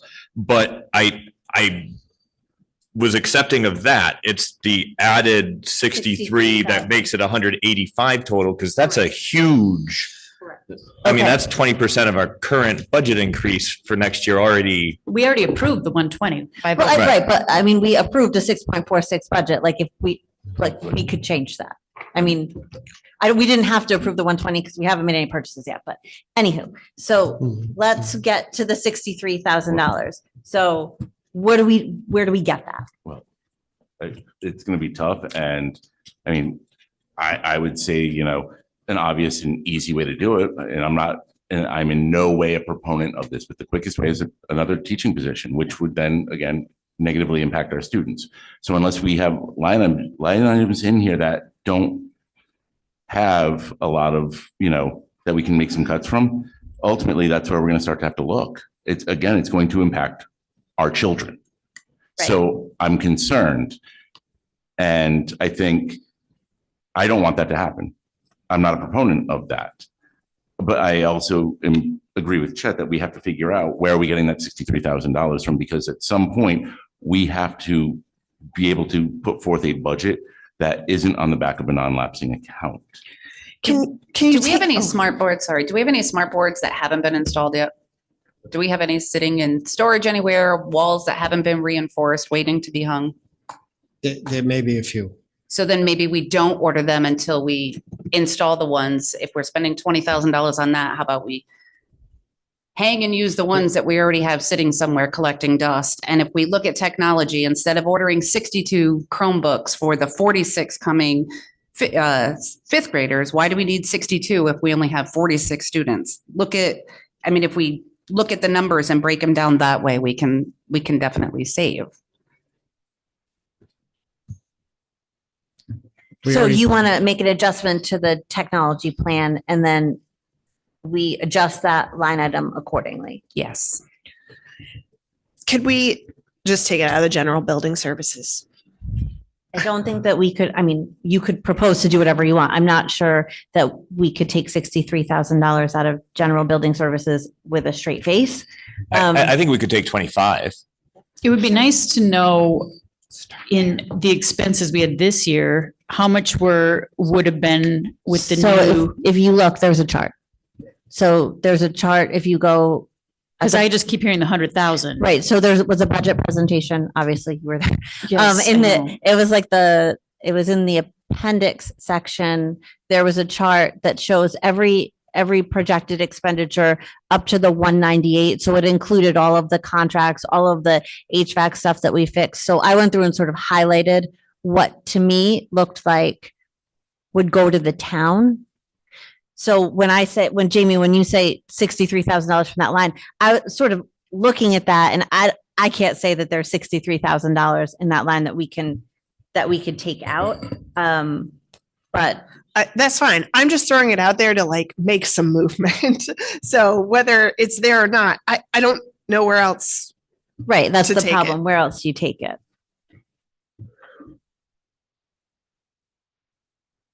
Except that we could cut the technology down. But again, so like the 198, we had 28,000 that were boiler repairs and boiler is now going elsewhere. Right? But is So- that within that 100,000 that we first took out already? Or So is- if you see that totals 198, we're moving the line item down right now, $100,000 to $98,000. So for next year, right now, that 198, that line item looks like 98.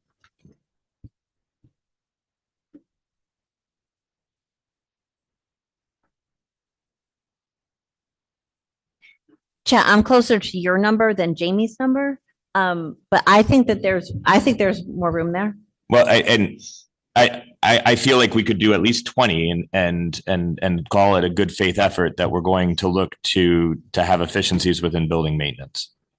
And again, I'm not even 100% saying, no, we can't take anything else out of non-lapsing. If you can show me that non-lapsing has a singular purchase that's not going to be repeated, that we're not going to have to come off of a cliff next year, I could be convinced in those aspects. My problem is when we're just throwing things in there that are normal budgetary items. I just, it doesn't feel responsible. Is there anything in the budget that's could be a Just- one-time purchase just- that we could? Just one thing that someone else brought up, the $50,000 negotiation line, we're not going to need that kind of money probably the following year.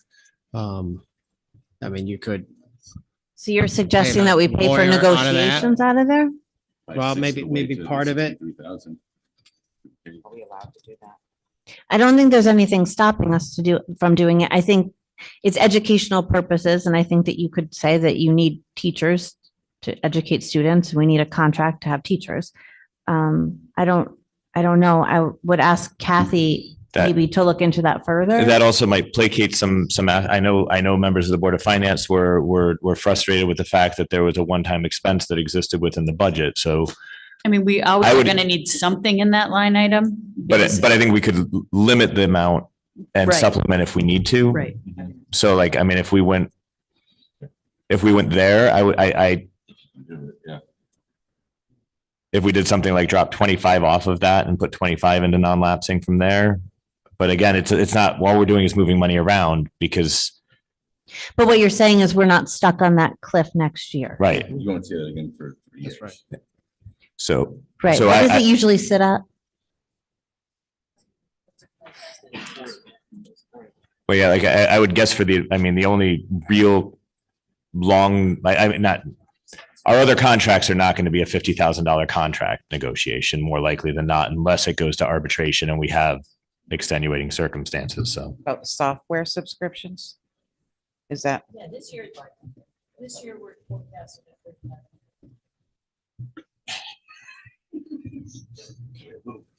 That's right.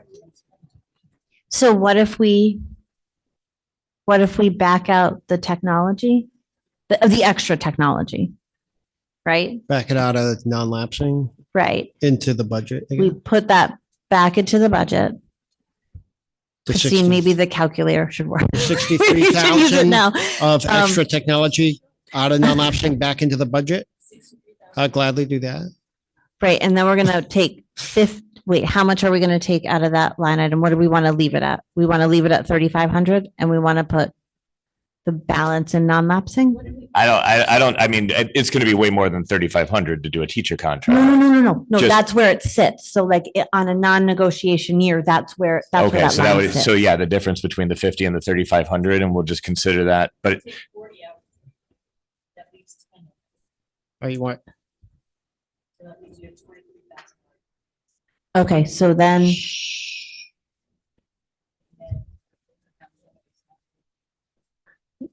Or we could take an initial swipe through that building line. And then maybe make, that could do it. If we did the 23 to match out of that and did the 40 out of that piece and move it over, then we can get rid of that 63 non-lapsing. So that, again, I don't like spending non-lapsing in that way anyway, right, but my real issue with it is my concern for next year's budget. I don't want to set Sure. ourselves up to be in a spot where we're No, this already feels better. fighting it. So. I agree, this feels better.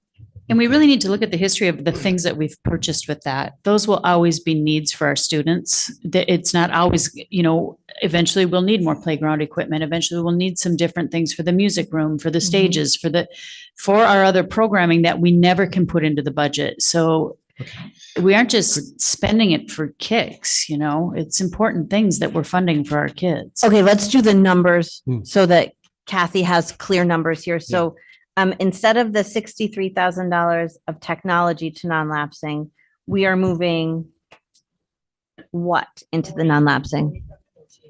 negotiation. 40 right? from negotiations Yeah. and 23? From the line 64, general building services, right? Are That line's at 98. we cutting that or we're not moving that into non-lapsing, we're cutting it. Oh, that's a cut. All right.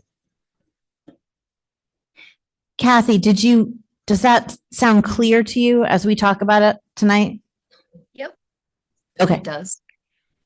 I should have known it would. Okay, so then we're still at the same percent. We've added that $63,000 of technology back to the budget. Okay. I think that Yeah, was yeah. significant progress. Dollar for dollar, you're equal. Okay. And we're good with the sports transportation. Okay, Well, because that's just an efficiency, right? I mean, Right. that's just, well done, Troy. okay. Where are we at with summer school?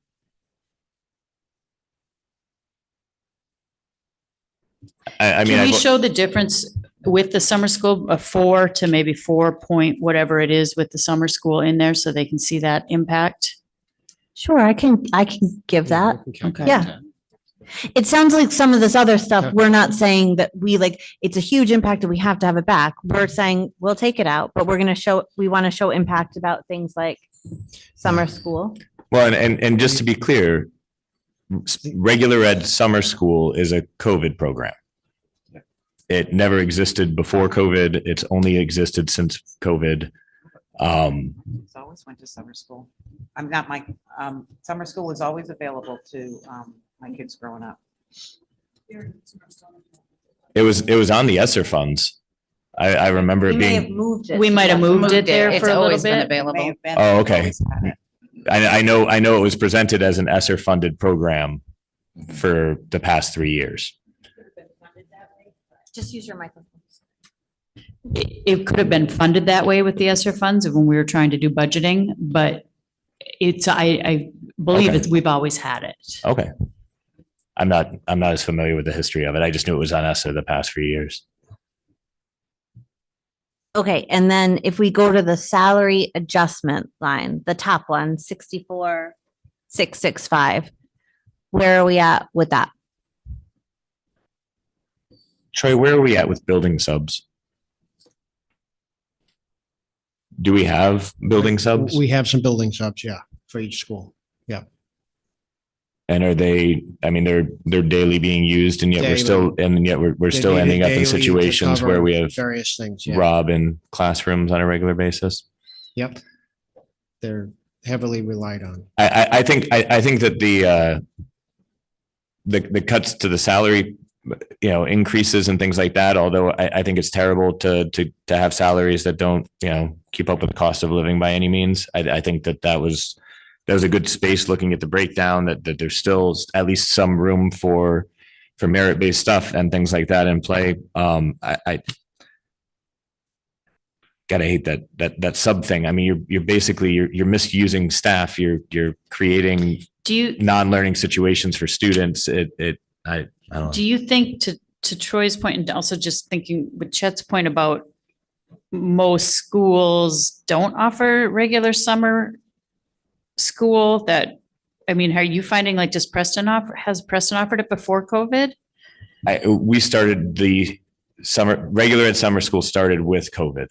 Okay. And they got into the programming that they did with the Mystic Seaport, which I know had come up in a presentation at one point regarding the fact that we might be able to partner and save money on that summer school aspect and still offer things to our kids here.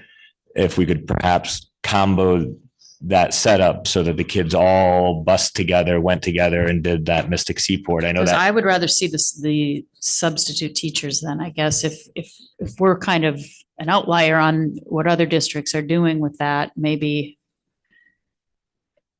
And you've presented to us a few times that you felt you could do that. So I don't know.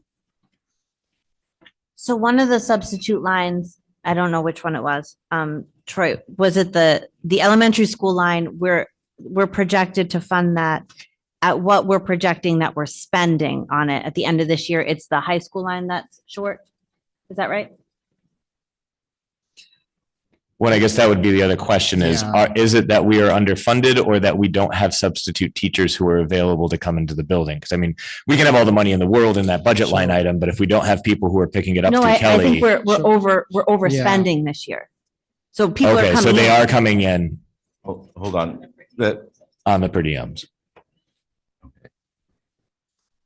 hold on. Yeah, the forecast, like Kathy said, we're going to be reforecasting for the year and see where we're at on that. I mean, we're close with the sublines.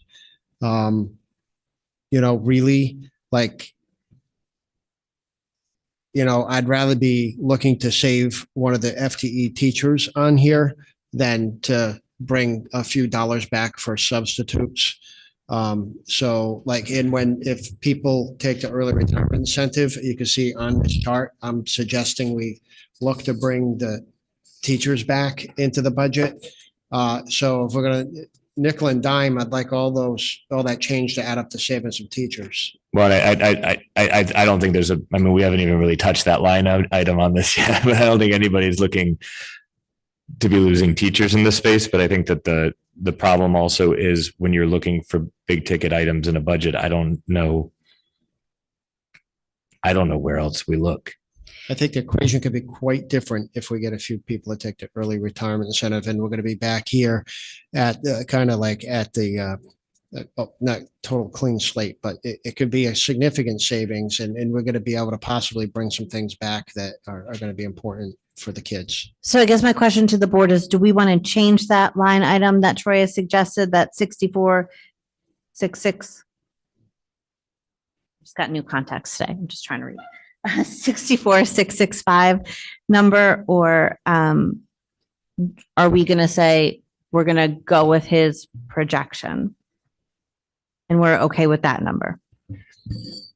I guess, and again, I'm sorry if I'm just dense on this, but I'm still confused on what we're just voting what you're going to bring as our proposed Right. reductions. And if you're saying, to I the want Board that of- number adjusted and I want you to make that number less because I want to fund more substitute teachers, then I want that adjustment made. We're going to find that somewhere else. And that's what the Board of Finance is going to see. Because I'm going to show them what it looks like. So we have to be on the same page about what it's going to look like today.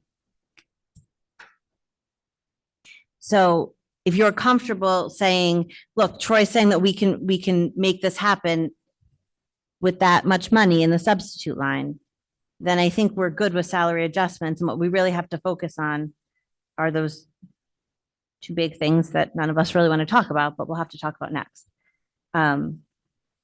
So we're good with what we've done to general building services. We're good with sports transportation. We put technology back in. We're okay with homework club because that went back in. We're okay with summer school now, but we'll show the impact of what adding summer school back in looks like in terms of a percentage for the Board of Finance. And I can talk a little bit about impact. I'll get numbers and how many kids utilize it, that sort of stuff. Are we okay with that salary adjustment line as it sits? Or do we have to find money somewhere else?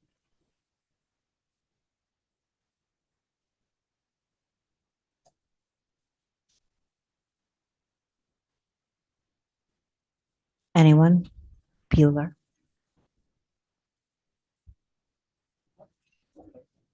Yeah. Okay. Can you clarify something? So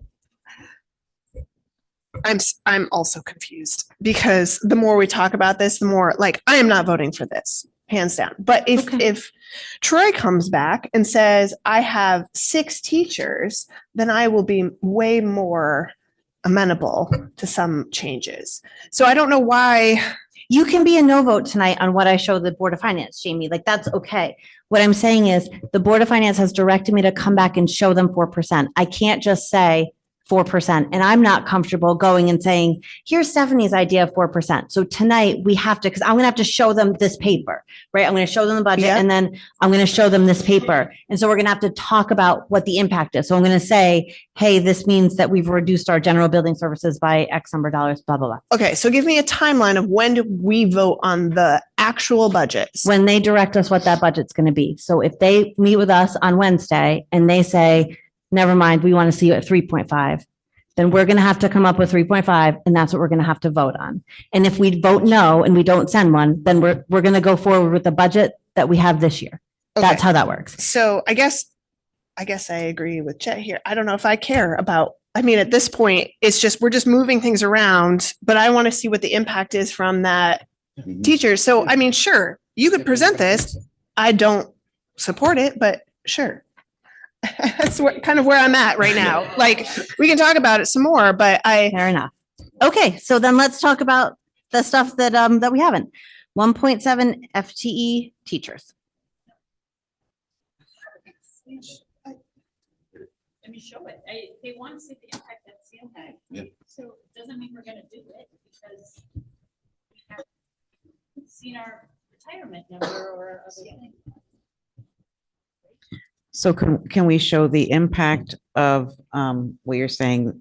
Can we show the impact of 1.7 FTE teachers? Show that? And then show the impact of just losing summer school or just cutting the teachers, a couple different things, or, I think that would be big, if we keep those 1.7 teachers, this is the percentage. If we keep, obviously the 4%, because that's what they asked for, but in Right. addition to that, those very I can important certainly things. calculate the percent of that 1.7 FTE teacher and put that on a Yeah, on a piece of paper. as well as summer Yeah, school, it's just a little over a percent, just right? kind of do a slide with, well, Because this- if we- if we cut 154,000 this, is this the 1%. percent. If we keep this is the percent. I feel like any scenario that doesn't make the 4% though, they're not gonna, No, well, the 4% would be presented. But they want to see the impact. So this is the 4%. This is what 4% looks like. But if we keep these 1.7 teachers, this is the percent. If we just keep the summer school, this is the percent. Just a few different percentages. That's easily done.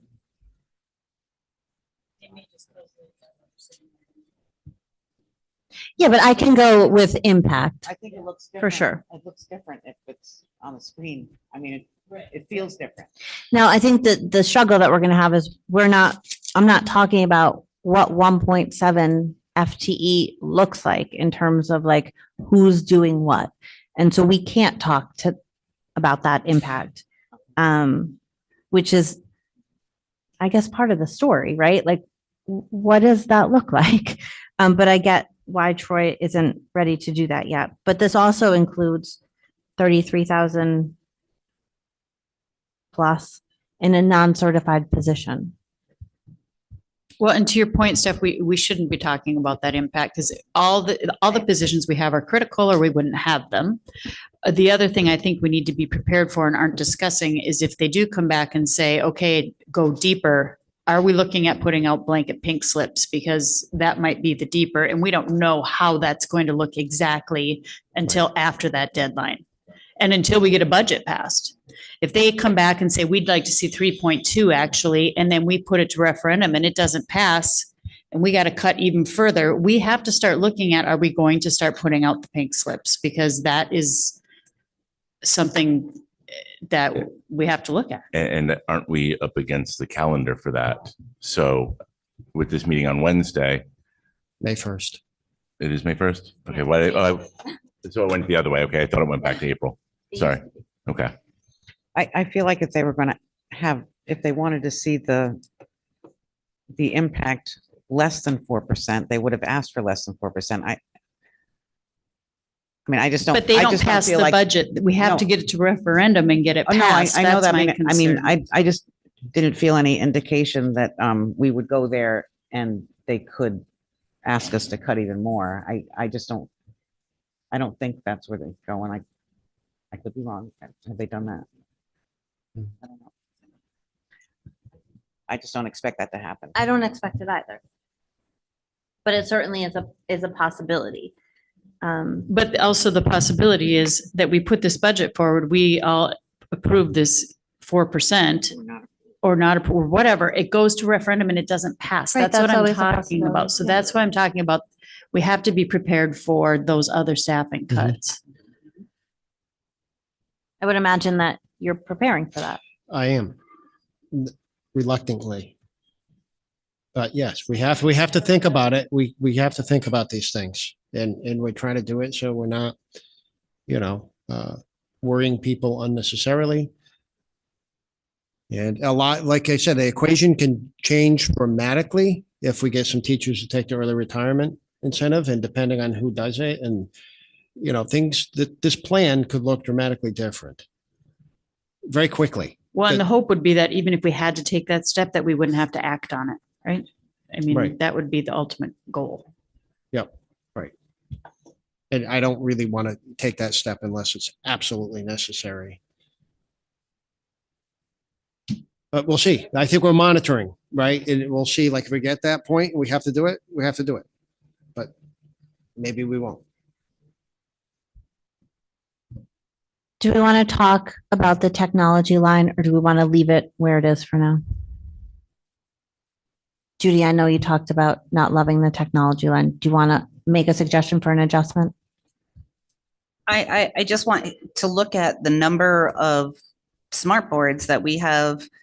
There's no sense in ordering more smart boards if we're not installing the smart boards that we already have. Right. Well, what it is, you good point. I mean, that's a point well taken.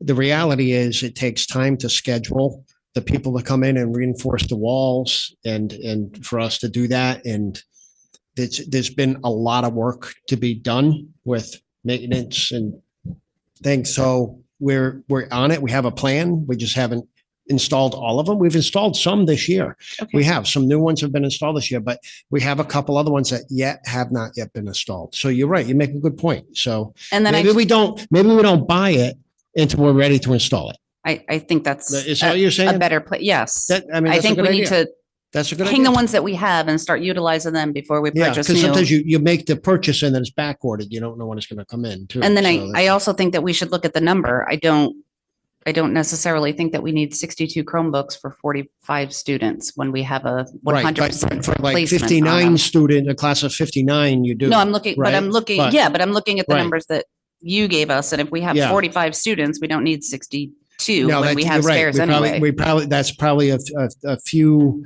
more extra than we need. Yes. but we wanted to have some extra for when they break, so we can get one in the kids' hands, so to prevent their learning or assessment.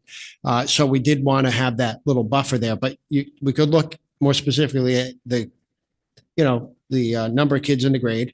And we could adjust that to a certain extent, but you do want to have a few extras for the reason I explained.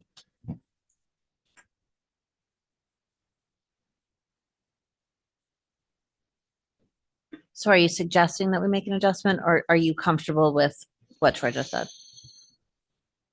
I would like to see us wait on the smart boards until we have the other ones hung. So you don't want to budget for them? Right. Not for this year. This is a tight, critical year, and I would like to hang the ones that we already have and worry about getting They're them going to be hung installed. soon. And How long have they there been have been there? several that have been hung this year. How long have they been there? How long have they been waiting to be hung? I think we got them towards the beginning of the year. I don't know exactly when they come in. Sometimes they're back ordered. I don't remember. I don't know. Well, then I guess I'll leave technology alone. I'm not happy that we're going to order more stuff to. Well, I mean, our plan would Fit. be to get them all installed before the beginning of the year. And that's why we're having Learn come in now. And that's why we're budgeting to have more Learn support at a discounted rate, right? Remember that.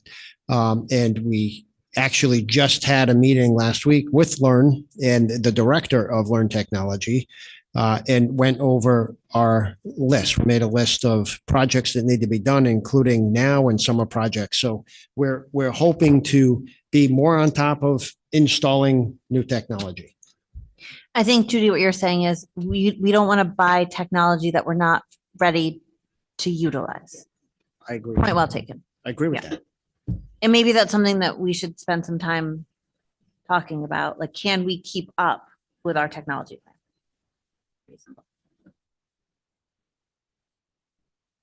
Did I hear non-lapsing? Those are in our non-lapsing. So basically, if we did back off on those, it's not going to affect the budget anyway. Are those the non-lapsing ones, or are those is that part of what we just put back in for technology? No, we had already voted on So those are. we had already voted on the interactive whiteboards on a previous 122. one. For the Okay. 122. Okay, sounds good. So 20,000. do we want to have any further conversation about this, or is this what I'm going to the Board of Finance with?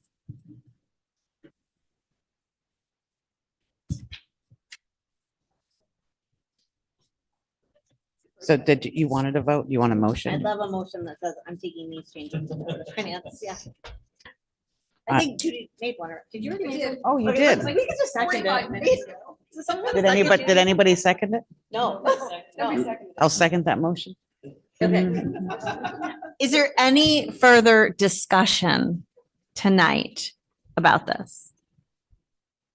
Okay, all those in favor of me taking this plan 4% with these potential cuts to the Board of Finance? Aye. So I want to make sure I get it right now for the minute. So Pat. Are you, no, you don't have to vote either way. I just want to make sure. Okay. Okay. So 4, 5. Okay. Opposed? So 3 opposed and no abstentions. Okay.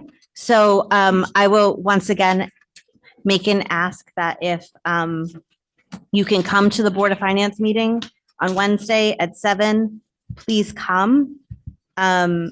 Obviously, you can make a public comment. Can you make my vote that it was a wavering yes? A wavering, right? No, a reluctant yes. Noted for the record. And if there are people that you're saying will not want this, please have them come out. This is the time. All right. Anything else about this budget? I don't think we have any new business. Is that right, Troy? All right. No new business. Public comment? Pat, can you give Gary that one? Because it's going to cut out. It's annoying. They don't work all the time. Don't listen to that man. Gary Nino, 91 Main Street. Thank you for the fine work tonight. I know this was very hard. It just a question more of a comment. It surprises me that there was absolute no discussion about changes in the level of administration. I mean, we had some really hard discussions tonight, and you didn't touch administration, and I'm just curious as to why.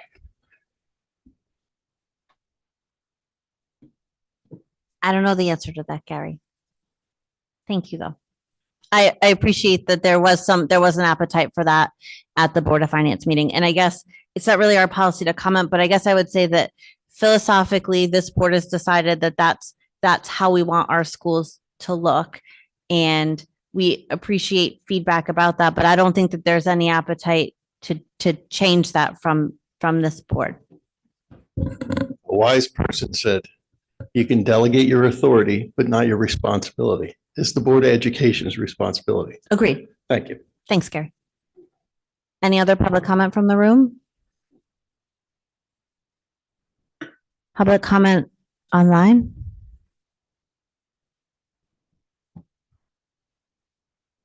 Okay, I don't think I hear any anywhere. I make a motion to adjourn. All those in favor? Aye. All right, adjourning 8:45.